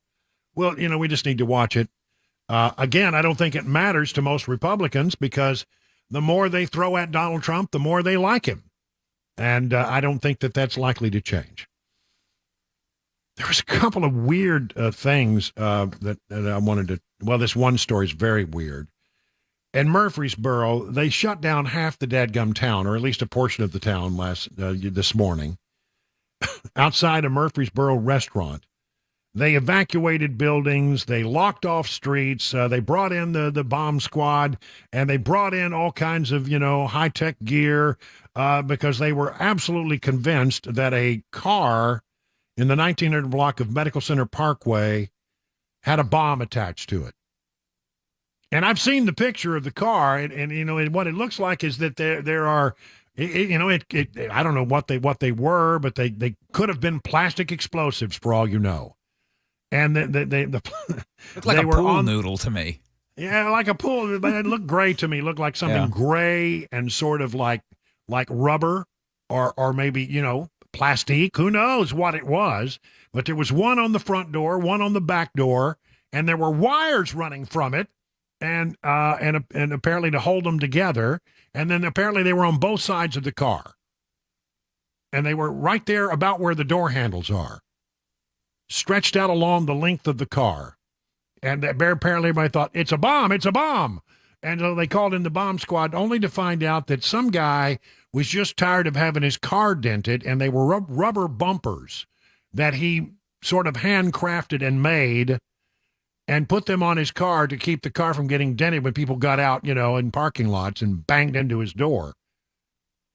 And it wasn't a bomb at all. But there for a while, Murfreesboro was on high alert. Buildings evacuated. Several schools were placed on lockdown. Motorists had to use Broad Street to access St. Thomas Rutherford Hospital. Authorities reported the call resulted in a massive response from local, state, and federal agencies. The man allegedly told police that he attached the rubber bumper to his vehicle to prevent dents. No other information was immediately available. Well, after he tells you what it is, you look at it and say, well, yeah, I can kind of see that. But I can understand why they thought the worst. It was a bizarre looking thing. You should have put a sign in the window of the car going, please don't dent my car. Yeah. Maybe that would have explained it. Yeah. Tired of, and look, there's nothing worse than, getting a new car and or having a car that you care a great deal about. And you've been babying it, and you love the fact that it's still in pristine condition. And then somebody just, bam, they just open a door and leave a big ding. Yeah. Oh, that irritates. That irritates the fool out of me. Yeah. I understand that. But I've come to realize it's kind of the best thing that could ever happen is just go ahead and get it over with, and then you quit caring so much about it. I completely agree, but it still hurts a great deal. Yeah. I hate it. The one that I found is I keep finding these weird scratches right near the door handle. And I know, I go, I did not do this. I mean, I thought, did I scratch that with the key? Maybe I had the keys in my hand while I was opening the door and I scratched it. Yeah. And no, because my key, I don't even have to take my key out of the pocket. I walk up to my truck and it opens automatically, right? Mm-hmm. Because the key is nearby, and so it never comes out of my pocket usually until the other day when I lost it. But it's Cabana Wife's wedding ring. Well, so it's still your fault. Yeah, I mean, she's hell on cars. I'm telling you, she's rough. I mean, I've lent her 2 of my cars to make road trips. Like she wanted to borrow, when I had the Mustang convertible, she borrowed the Mustang, took it up to Michigan, comes back with a crack in the windshield. She borrows my truck. She wants to go up to Michigan to see her parents. It comes back with a ding in the windshield. Uh-oh. I think she follows trucks too closely. Bet you didn't tell her that, though, did you? I did tell her that. And she said, no, I don't. And I said, well, I've ridden with you, so I think, yes, you do. She's probably in her car right now. Uh-huh. Well, we'll find out soon enough. Yeah. Well, I tell you, if you ever see, like an Edge car, it's an Ford Edge ST with a big bulldog sticker on the back, just get out of the way. She will run you over. Just to be safe. Yeah. 50 minutes now past the hour of 6 o'clock.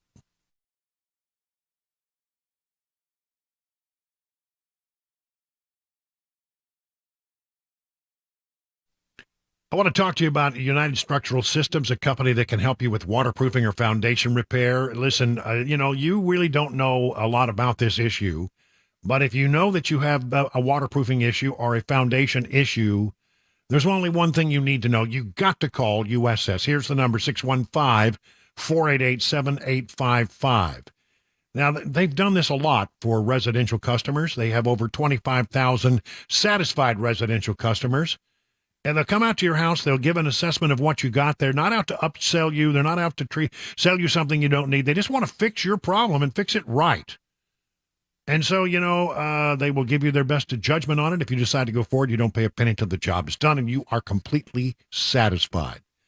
USS, they guarantee their best. All you got to do is call that number, 615-488-7855. Serving Middle Tennessee, Southern Kentucky, Western Kentucky, Northern Alabama. Online at USSTN.com. Hi, I'm Paul Winkler. What's one of the biggest mistakes that I find that investors make? Well, it's typically buying based on past performance.